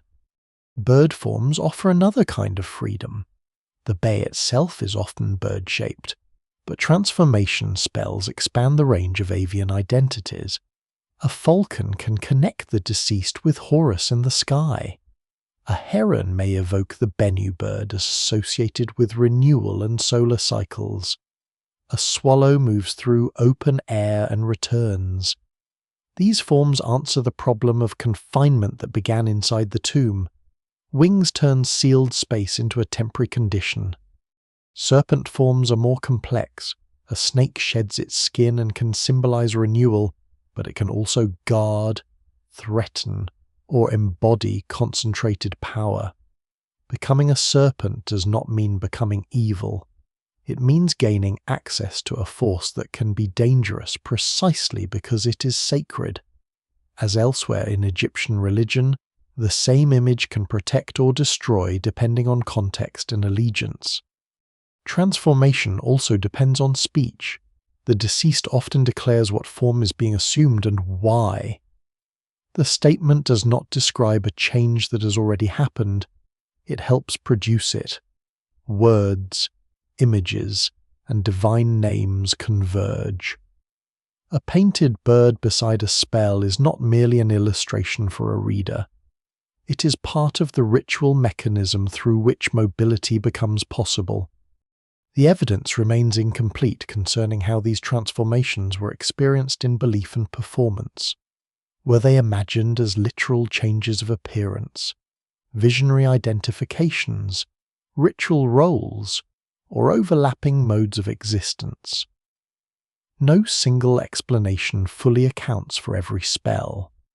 The texts themselves seem comfortable leaving these possibilities open. Their purpose is effectiveness, not philosophical clarification. What matters is that the deceased has moved beyond being merely protected. The heart has survived judgment. The gates have opened. The guardians now recognize the traveler. The body has become divine in its parts, and identity can expand into forms capable of cross and sky, water, darkness, and sacred space. This is the making of the Ak, not a ghost drifting without purpose, but a transfigured being with memory, voice, mobility, and recognized power. The next movement widens that transformation beyond the individual. To become effective is also to enter the great cycles that sustain the cosmos. The deceased must join the sun as it descends, crosses the night, and rises again. Personal rebirth will now be aligned with the daily renewal of Re and the regenerative mystery of Osiris. The transformation of the deceased now enters a rhythm larger than human life. Each evening, the sun disappears into the western horizon and enters a hidden darkness. Each morning, it returns in the east. To Egyptian observers, this daily movement was clear proof that disappearance could be followed by renewal. The sun appeared to die, travel through an unseen realm, and rise restored. A dead person who joined that cycle became part of the process by which the cosmos survived. Re, the sun god, is therefore both destination and companion. The deceased may praise him, travel in his bark, receive light from him, or help repel the forces threatening his passage. Solar hymns preserved in spell 15 greet the sun in its different forms, especially at rising and setting. When the dead person praises Re, the speaker is not a spectator. Correct praise creates association. The one who knows the god's names, forms, and movements seeks to share in his renewal. At sunset, Re enters the west, the region associated with the dead. Darkness does not mean that the god has ceased to exist. He has become hidden. His bark passes through a nocturnal world populated by gods, guardians, enemies, and powers of regeneration. The exact geography differs among funerary traditions, and the Book of the Dead never offers one complete account. What survives is a set of connections. The deceased can board the divine vessel, recognize its crew, praise the sun, and emerge with it into daylight. This movement explains why coming forth by day is more than leaving the tomb. Daylight proves that renewal has succeeded. To emerge with the sun is to return from a region where identity could have been lost. The deceased does not return to ordinary earthly life. Instead, the person gains freedom to move in light, receive offerings, visit sacred places, and remain effective among living and divine worlds. Spell 17 brings together cosmic statements, divine identifications, and explanatory glosses. It is one of the most complex compositions in the tradition because its text accumulated interpretations over time. A declaration may be followed by an explanation asking what it means, then identifying a god, place, or mythic event. Different manuscripts preserve different readings. The result is not a simple story, but a layered meditation on creation, transformation, and the deceased's place within the cosmos. Within Spell 17, the speaker may identify with primordial beings, with Atom, with Re, or with forces present at creation. Such statements pull the dead person toward the first moment when ordered existence emerged from the primeval waters. Rebirth after death is connected with creation itself. If the cosmos could arise from darkness once, renewal remains possible. Through ritual speech, that event becomes present again. The solar cycle also meets the mystery of Osiris. Re is associated with movement, light, and daily rebirth. Osiris is associated with death, hiddenness, bodily restoration, kingship in the underworld, and regenerative power. Egyptian funerary thought often brings these patterns together. During the night, the sun's hidden power can encounter the regenerative domain of Osiris. Their union expresses a cosmos in which light requires darkness and renewal requires passage through death. This does not mean Re and Osiris are the same god. Their identities remain distinct, and their relationship changes across texts and periods. Yet the deceased can draw on both models. Like Osiris, the person is preserved, mourned, restored, and justified. Like Re, the person travels, overcomes darkness, and emerges renewed. One pattern secures continuity through the body, the other secures renewal through cosmic motion. Together they answer the fear that death might produce permanent stillness or endless wandering. The Book of the Dead is not the only Egyptian guide to the nocturnal world. Royal tombs of the New Kingdom preserve compositions now called the Amduat, the Book of Gates, and other underworld books. The Amduat divides the sun god's night journey into 12 hours and describes beings, regions, and transformations encountered before dawn. It illuminates solar rebirth, but it is a separate tradition, not a chapter of the Book of the Dead. The two should not be merged into one imaginary master map. Their differences reflect social and ritual settings. Early versions of the Amduat were associated with royal tomb decoration, while Book of the Dead spells circulated in a wider range of burials. Images and ideas could cross boundaries, but their functions remained distinct. Several underworld books show that Egyptians did not rely on one final description of the night. Multiple traditions explored the same cosmic problem from different angles. That problem returned every sunset. If the sun failed to rise, the world would collapse into darkness. Its enemies represented more than mythic monsters. They embodied the possibility that order could cease. The serpent Apophis, though not central in every Book of the Dead manuscript, became the great image of resistance to solar movement. Gods and blessed dead could assist in restraining this force. Participation in the solar bark carried responsibility as well as privilege.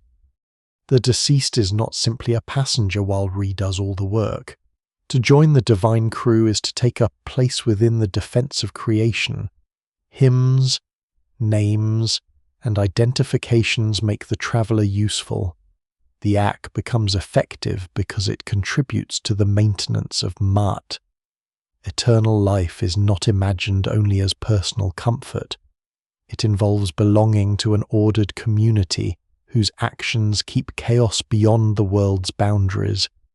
This gives new meaning to the dangers already past. The gates, guardians, flames, and hostile beings were not random obstacles in a frightening afterlife.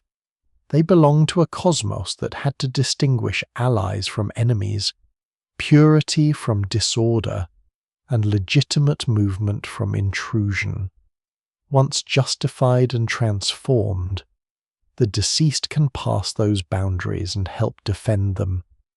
At dawn, the eastern horizon becomes a place of emergence, reappears renewed, often imagined in youthful form, and the deceased hopes to rise with him. The cycle repeats, but repetition is not failure. It is the guarantee of permanence. Egyptian eternity could be expressed not as endless stillness, but as successful recurrent sunset, hidden passage, union, renewal, and return. The evidence remains incomplete concerning how ordinary worshippers imagined personal participation in this vast process. Funerary manuscripts preserve ideals commissioned by those able to obtain them, while lived belief was more varied.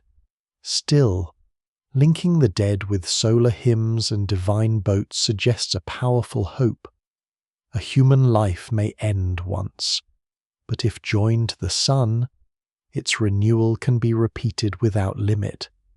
With dawn secured, the traveller no longer moves only through darkness. Ahead lies a landscape illuminated by restored order waterways, cultivated plots, divine estates, and fields where existence continues in ideal form. The solar cycle has returned the deceased to light. Now that light falls upon the field of reeds. The first light over the field of reeds does not fall on clouds, jeweled palaces, or an empty realm of rest. It falls on water, canals divide dark soil, grain rises in orderly rows, boats move between cultivated plots, trees, offerings, and divine estates appear within a landscape that resembles the Nile Valley, but without its failures. This is Aru, often translated as the field of reeds, one of the most enduring images of the Egyptian afterlife. The term Aru is usually rendered through the image of reeds, but its exact geography and theological meaning shifted over time. What mattered most was not a fixed location, but access to perfected life. The resemblance to Egypt is deliberate. Eternal happiness was not imagined as escape from the familiar world into something entirely alien.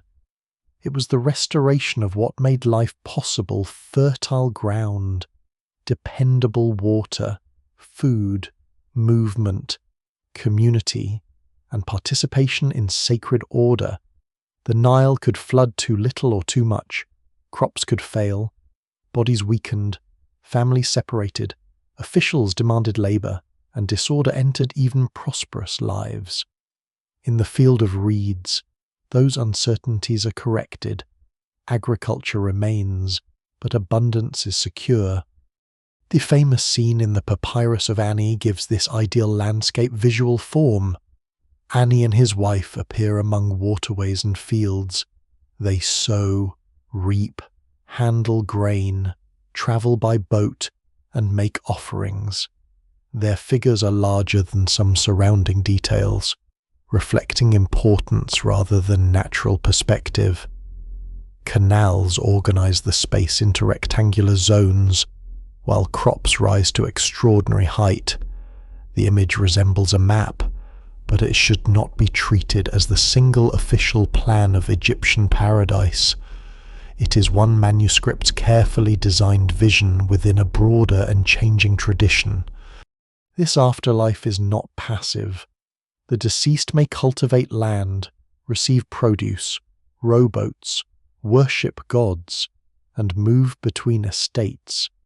To modern viewers, continued agricultural work may sound disappointingly close to earthly obligation.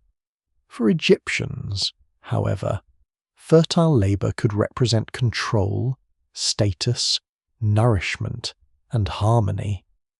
Work performed within Maat was not necessarily a curse. The problem was compulsory labour imposed by others, failed harvests, exhaustion, and uncertainty. In an ideal field, productive action confirms that the deceased is alive, capable, and integrated into the cosmic economy. Funerary equipment acknowledges that labour could still be unwelcome. Small figures, now called shabdi or shabdis, were placed in tombs to answer when the deceased was summoned for work. Many carry a version of spell 6 commanding the figure to substitute for its owner in tasks involving fields, irrigation, or moving soil. Their presence creates an apparent contradiction. Peperi celebrate agricultural life, while Shabti promise to perform agricultural duties in the owner's place. No single explanation fully accounts for every period and burial, but the contrast reflects the difference between chosen, fruitful activity and labour demanded by authority. The field of reeds also preserves social identity. The deceased does not dissolve into an anonymous light. Names, titles, family bonds, possessions, and familiar relationships remain meaningful. Ani appears with his wife, not as a solitary soul stripped of earthly connection. Other funerary texts hope for reunion with relatives, access to companions, and recognition among the blessed dead. Eternal life is imagined through restored belonging.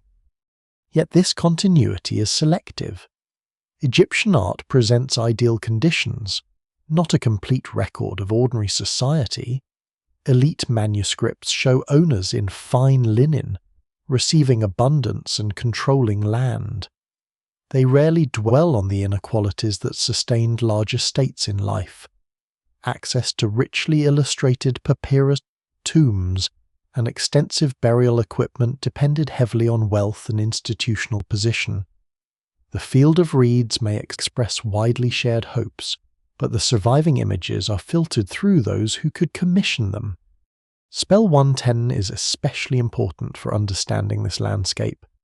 It provides knowledge of the field of offerings or field of reeds and can accompany a vignette showing its waterways, divine inhabitants, and agricultural zones. The deceased seeks the right to live there, know its regions, eat its food, and move without obstruction. Geography and entitlement merge. Knowing the field helps make it accessible. Measurements sometimes appear within these scenes, suggesting plots, waterways, or divisions of sacred land. Modern attempts to reconstruct a literal map from them have limits. Different manuscripts organize the field differently, and symbolic proportion matters more than consistent scale. What survives suggests not one surveyed territory, but an idealized sacred estate, shaped by scribal conventions and the owner's desired place within it. Water remains central. It nourishes crops, permits travel, and echoes both the Nile and the primeval waters from which creation emerged. Boats carry the deceased through the field just as they carried people, gods, grain, and funerary processions in life. A person unable to cross water would remain confined. A justified Ak can navigate freely. The canals therefore represent abundance and mobility at once. Food in this realm is not merely physical sustenance. Bread, beer, grain, meat, fruit, and divine offerings maintain identity and status. To eat among the gods is to belong among them. To receive offerings is to remain connected with temple, ritual, and the living. Tomb inscriptions often provide formulae intended to generate food perpetually through speech. In the ideal afterlife, hunger, one of death's most humiliating threats, is defeated by endless provision. The landscape also participates in the resurrection of Osiris. Grain buried in soil and rising again offered a natural image of renewal. Osiris could be associated with fertile earth, vegetation, and the regenerative power hidden within death. Agricultural imagery is therefore not only nostalgic. Sowing and reaping repeat a sacred pattern in which burial becomes the condition of renewed life. The field of reeds should not be mistaken for the only Egyptian vision of blessed existence. The deceased might accompany Re, dwell near Osiris, become a star, remain active in the tomb, or move among several realms. These possibilities overlap rather than cancel one another. A papyrus could offer multiple destinies because eternity required freedom, not confinement to one location. That freedom is the culmination of everything secured so far. The body remains intact, the heart has been vindicated, the name survives. Gates recognize the traveler. Divine forms permit transformation, and the solar cycle guarantees renewal. In Aru, those achievements become inhabitable. The deceased can stand on firm ground, breathe, eat, travel, cultivate, worship, and be known. Still, this serene country exists for us largely through fragile sheets of papyrus made by human hands. Its canals were ruled with ink. Its grain was painted by artists. Its owner's name might be inserted into a blank space after much of the role was already complete. To understand how one person acquired an eternal field, the journey must return from the divine landscape to the workshop, where scribes and painters turned inherited spells into a manuscript meant for one particular dead person. The ideal fields, boats, gods, and gates of the afterlife survive because someone first measured papyrus, mixed ink, copied signs, planned images, and left spaces for a name. Behind every Book of the Dead manuscript stands a workshop of human decisions. The finished roll may present itself as timeless sacred knowledge, but its making was practical, commercial, collaborative, and sometimes imperfect. Eternity had to be produced by hand. Papyrus itself was a costly material. Strips cut from the inner pith of the papyrus plant were laid in crossing layers, pressed, dried, and joined into sheets. Those sheets could then be pasted edge to edge into a roll. The writing surface had a preferred side, where the horizontal fibers made the reed brush move more easily, though the reverse could also be used. A long, funerary manuscript therefore represented not only religious knowledge but labour, raw material, workshop organisation, and access to trained specialists. The scale varied enormously. Some rolls extended many metres and included elaborate painted vignettes. Others were shorter, more selective, or more modestly decorated. Wealth influenced what could be commissioned, but price did not create a simple ladder from poor to perfect. A compact manuscript might still be carefully chosen and richly meaningful. A long roll might contain mistakes, reused passages, or uneven work. What mattered was the combination of text, image, name, and intended function. Production could begin with planning. A scribe might divide the surface into columns, estimate how much room each spell required, and leave spaces for illustrations. In some manuscripts, text was written first and images added later. In others, artists and scribes coordinated more closely. Guidelines, margins, corrections, and changes in hand reveal that several people could participate. Modern museum display often encourages viewers to imagine a single inspired author. The surviving evidence instead points to teams, models, habits, and workshop routines. Many texts were copied from exemplars. These source manuscripts could preserve old language no longer fully understood by the copyist. Signs might be omitted, repeated, or replaced with more familiar forms. A damaged exemplar could generate a damaged descendant. A scribe might compress a passage to save space, or extend it when more room remained than expected. Sacred transmission did not eliminate ordinary human error. Illustrators faced their own constraints. A vignette had to fit beside or above the relevant spell, yet the available space might be narrow or irregular. Figures could be simplified, colours reduced, or scenes reorganized. At times, the image and text do not match perfectly. This may reflect misunderstanding, reuse of a standard design, or separate stages of production. It does not necessarily mean the manuscript was considered useless. Ritual effectiveness rested on the object as a whole, not on conformity to a modern critical edition. Occasionally, figures of dangerous animals were deliberately drawn, incomplete, or cut by ritual knives, showing that illustration could restrain a threat rather than merely depict it. Some papyri were clearly prepared for a particular owner from the beginning. Their titles, family relationships, offices, and names appear repeatedly throughout the roll.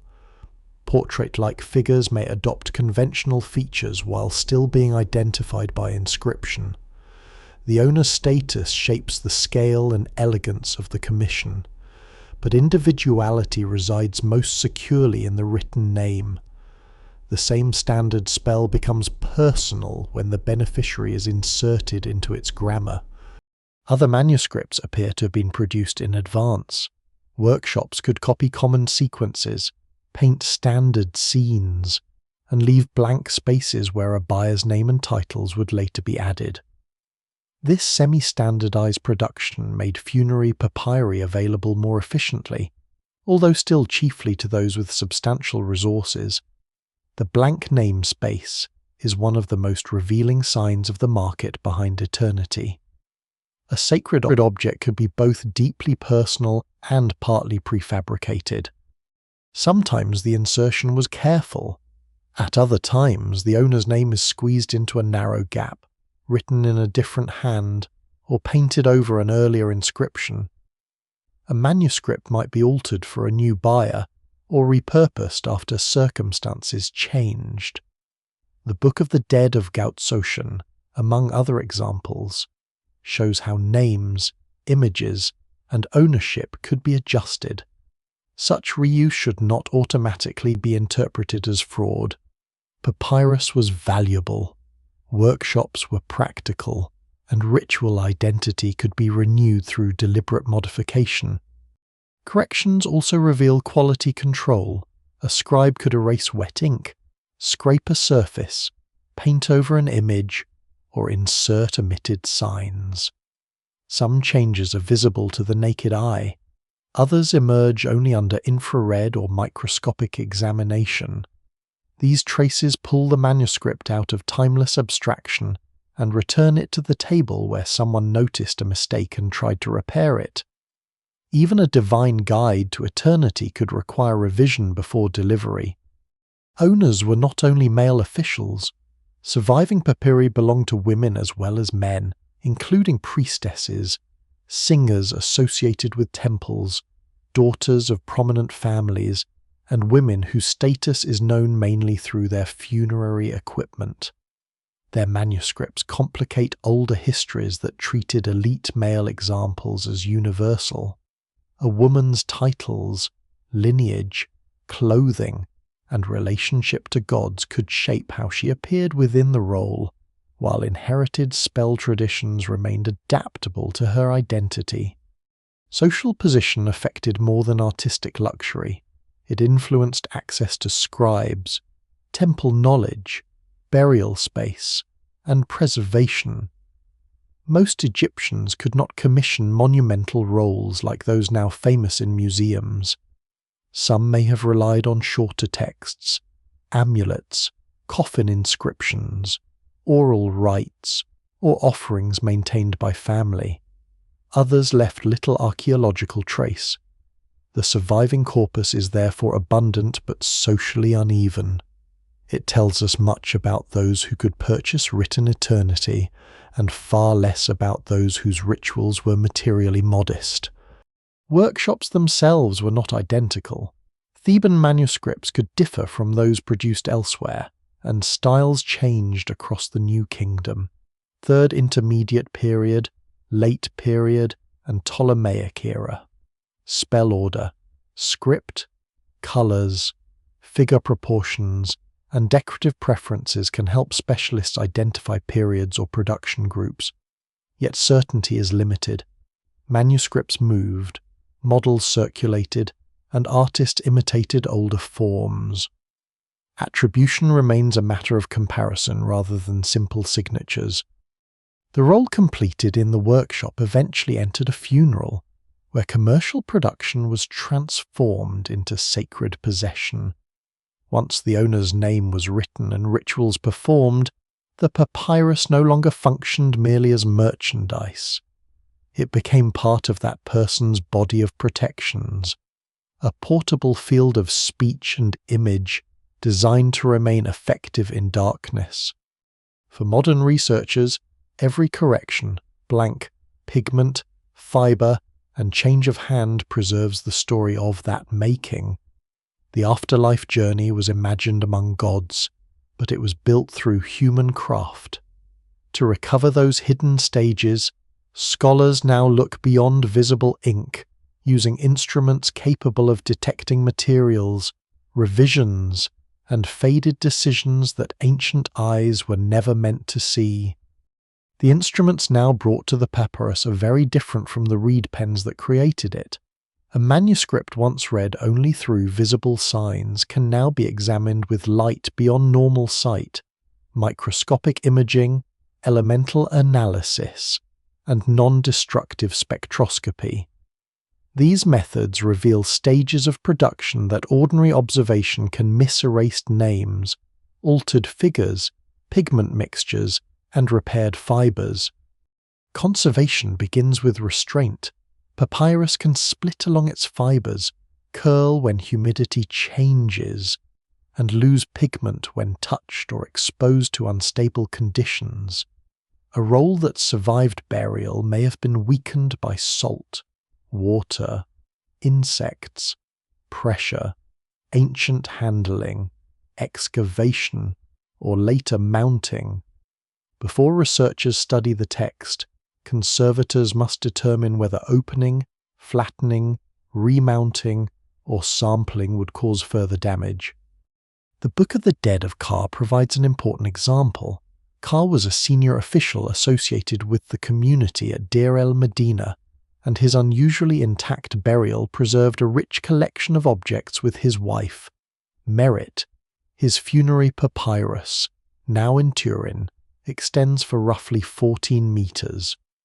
Modern analysis has shifted attention from what the manuscript says to how it was made. Researchers at the Museo Egizio have used Raman spectroscopy, X-ray fluorescence, hyperspectral imaging, and other non-invasive methods to examine inks, pigments, and alterations. Raman analysis can help identify molecular structures in coloring materials. X-ray fluorescence can detect elements associated with pigments without cutting samples from the scroll. Hyperspectral imaging records how the surface responds to many wavelengths, sometimes making faded writing, underdrawing, or overwritten areas more visible than under normal museum lighting. These instruments do not provide automatic answers. An elemental signal may fit several compounds. While surface contamination complicates interpretation, ancient pigments were mixtures, and their appearance changed through aging, burial, treatment, and exposure. Results must therefore be compared with microscopy, historical recipes, parallel manuscripts, and the physical structure of the papyrus. What survives in the data suggests materials and working stages, not a perfect recording of the workshop. The Ka papyrus contains spaces and changes that illuminate semi-standardized production. Areas intended for the owner's name appear to have been managed separately from much of the surrounding text and image. Overwriting and adjustments suggest that workshop preparation and personalization did not always happen in one uninterrupted sequence. A scroll could be substantially advanced before every identifying detail was completed. That evidence supports the picture of skilled producers using established models while adapting the finished object for one buyer. Modern imaging can also distinguish stages that look uniform at first glance. Variations in ink composition, brush movement, sign formation, or pigment application may indicate that several specialists participated. A scribe could copy the text, another worker add names, and painters complete the vignettes. Yet changes in ink do not always prove a different person. One writer could refill a palette, change a mixture, or return after an interval. Scientific evidence expands interpretation, but it does not remove uncertainty. The Book of the Dead of Rameau offers an even more intimate glimpse of correction. This long New Kingdom papyrus, associated with an official named Ramos and now held by the Fitzwilliam Museum, has been studied through high-resolution photography, infrared imaging, microscopy, and three-dimensional surface examination. Analysis publicized in 2026 drew attention to a white layer used to modify the image of a jackal. The material contained huntite and calcite, minerals capable of producing a pale covering layer. Beneath or around that correction, imaging revealed evidence that the animal figure had been changed. Popular reports compared the substance to correction fluid, an appealing description because it makes the workshop instantly recognizable. The comparison is useful, but it should not imply a standardized ancient equivalent of modern whiteout.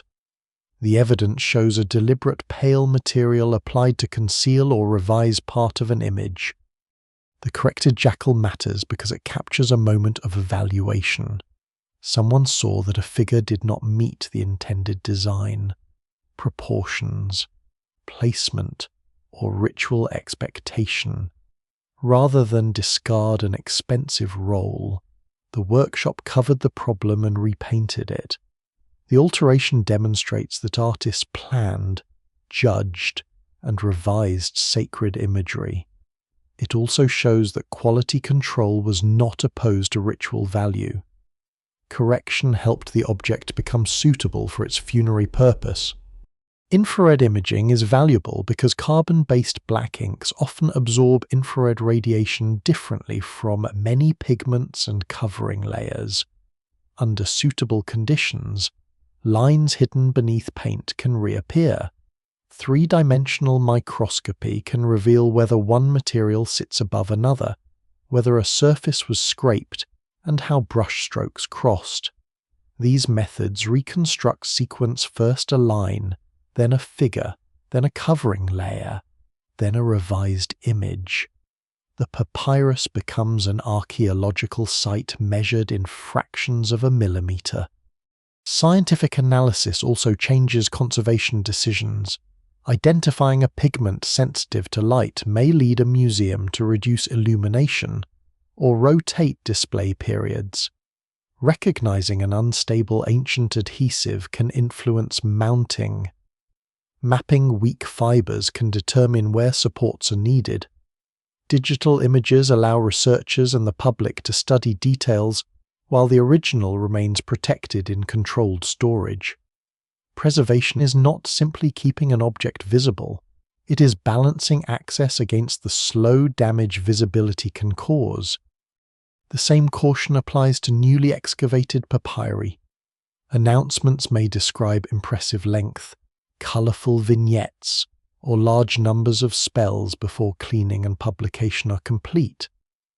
Early photographs can create certainty that scholarship does not yet support. A roll may later prove composite, incomplete, differently dated, or harder to translate than first reported. New discoveries are valuable as evidence of burial practice and manuscript survival, but detailed claims should wait for conservation reports and critical editions. Modern science does not replace philology, archaeology, or religious history.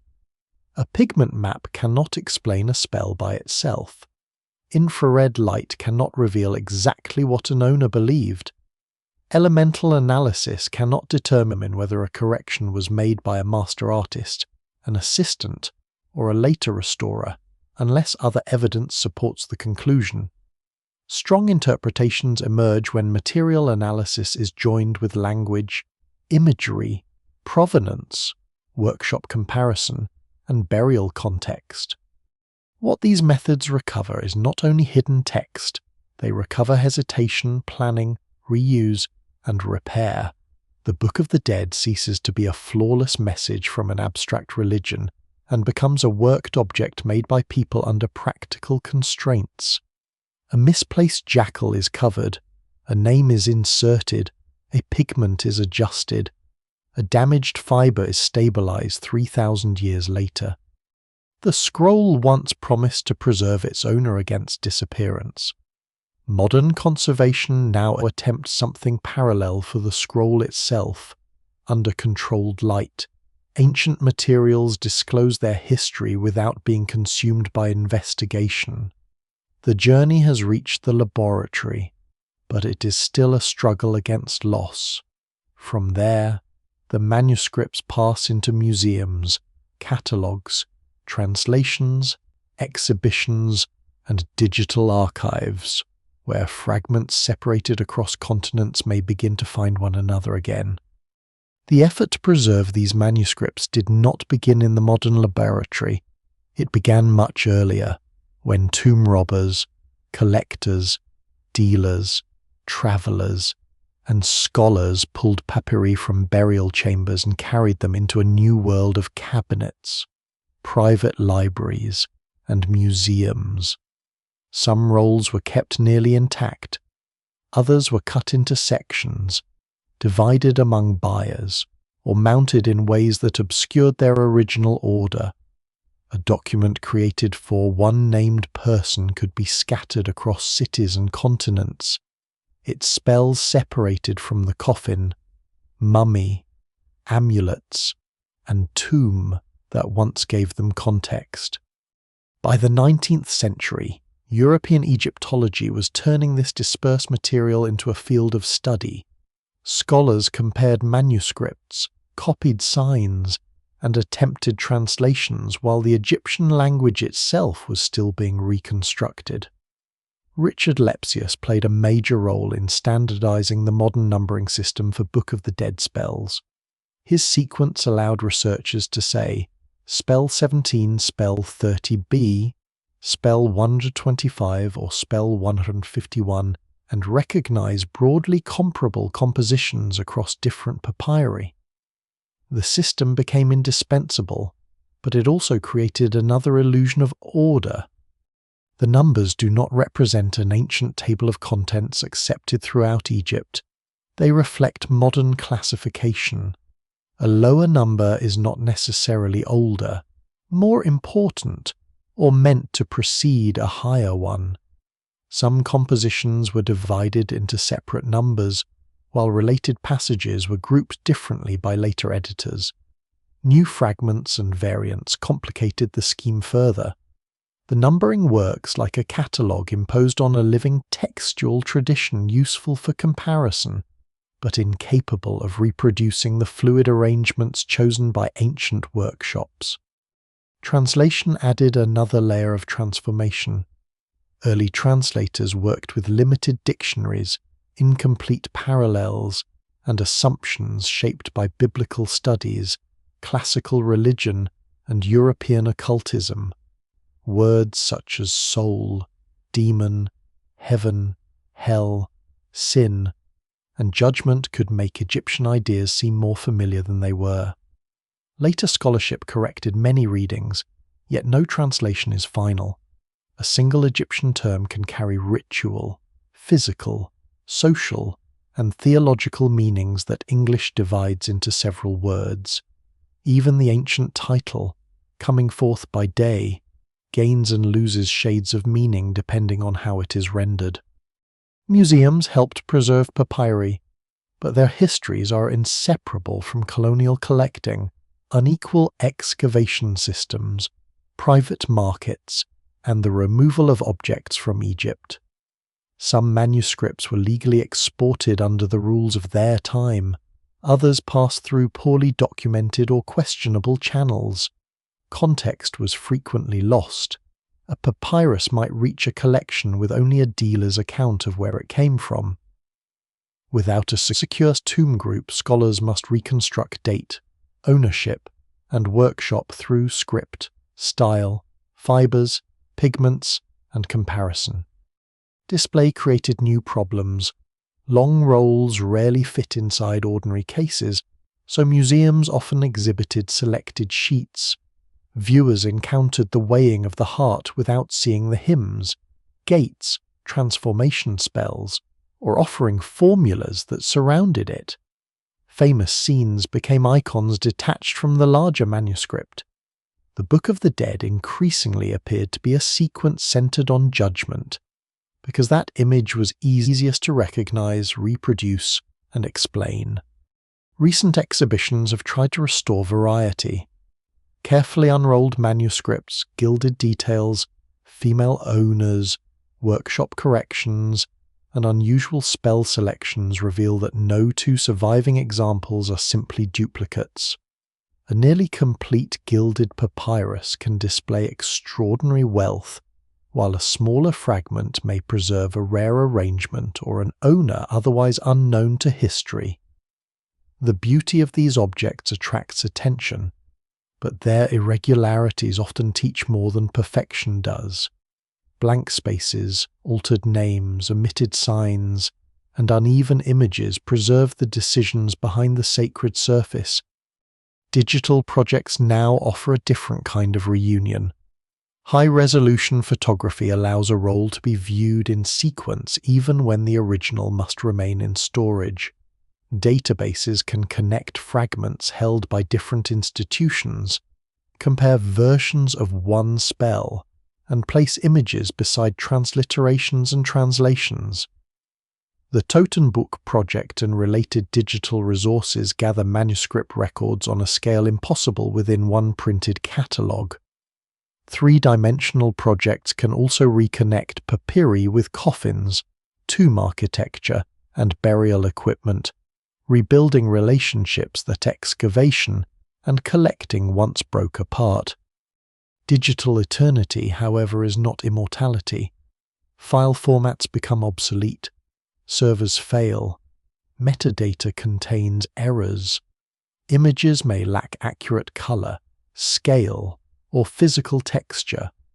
A digital reconstruction can suggest that fragments join when the evidence remains uncertain. Access may depend on institutional funding and permissions.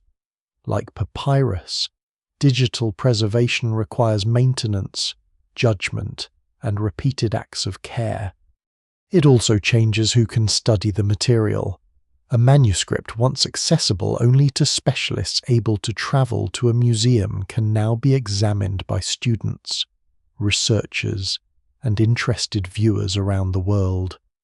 Magnification reveals brushstrokes and corrections invisible behind glass. Parallel versions can be placed side by side. Communities in Egypt can gain easier access to objects dispersed abroad, although a digital image does not resolve questions of ownership, restitution, or the authority to interpret cultural heritage. The modern afterlife of these scrolls is therefore as complicated as their ancient purpose.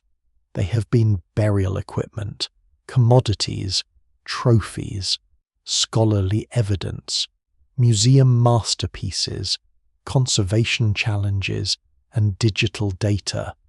Each transformation preserves something and risks losing something else. Archaeology recovers the object but may disturb the burial. Museums protect the papyrus but remove it from darkness and ritual context. Translation opens the words but cannot carry every shade of meaning. Digitization reunites fragments while turning material presence into light on a screen. Still, across all these changes, the original ambition remains visible. The owner's name survives. A painted bay still hovers near a body. Anubis still bends toward the balance. Grain still rises beside the canals of Aru. The manuscript continues to do what it was made to do, resist disappearance by joining identity to durable signs. It no longer lies beside the person for whom it was written. Yet every act of careful reading gives that person a moment of renewed presence. Exhibitions in 2026 underline this continuing transformation. At the Brooklyn Museum, manuscripts long kept in collections are presented as individualized works rather than pages from one universal scripture, including a nearly complete gilded example newly displayed.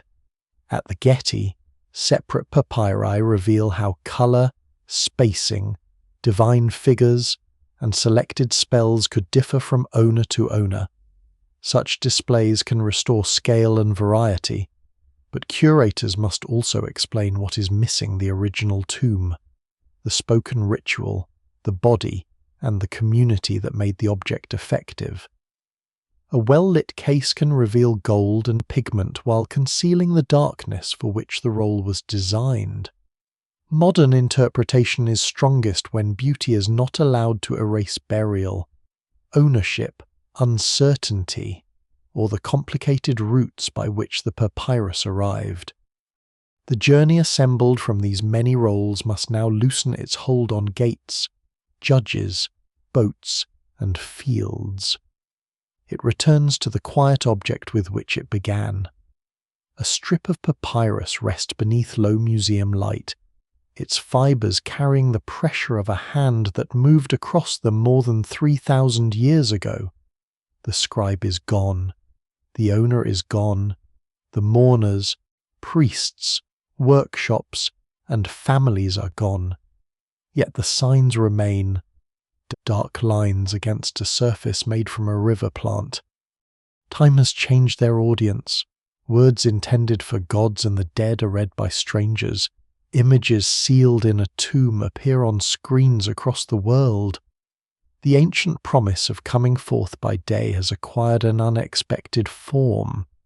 The person named in the manuscript emerges not into the Egyptian sun, but into human attention, briefly recognized before the scroll returns to storage and darkness.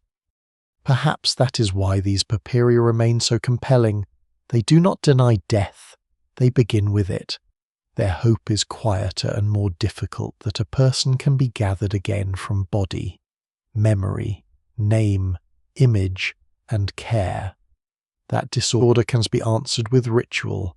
That disappearance can be delayed by words placed where no living reader was expected to find them. There is comfort in the fact that survival here is never solitary. The dead rely on embalmers, relatives, scribes, priests, conservators, translators, and readers separated by centuries. Every generation carries the story only part of the way.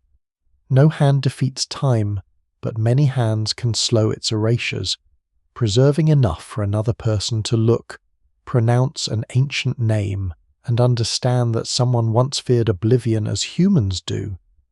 The fields painted on the roll were never ordinary geography, they were a wish-given shape. The balance was not merely a machine of judgment. It was the hope that a life could be measured within an order larger than fear. The boats, gates, and secret names expressed confidence that no boundary was absolute if one approached it prepared. Now the papyrus lies still, beyond the glass, daylight fades from the museum rooms, painted gods remain at their stations. The heart hangs forever level with the feather. A bird with a human face waits above the mummy, ready to rise and return. Along the distant canals, grain bends beneath an unfelt wind, and somewhere within those fragile fibers, a name continues its long passage out of darkness,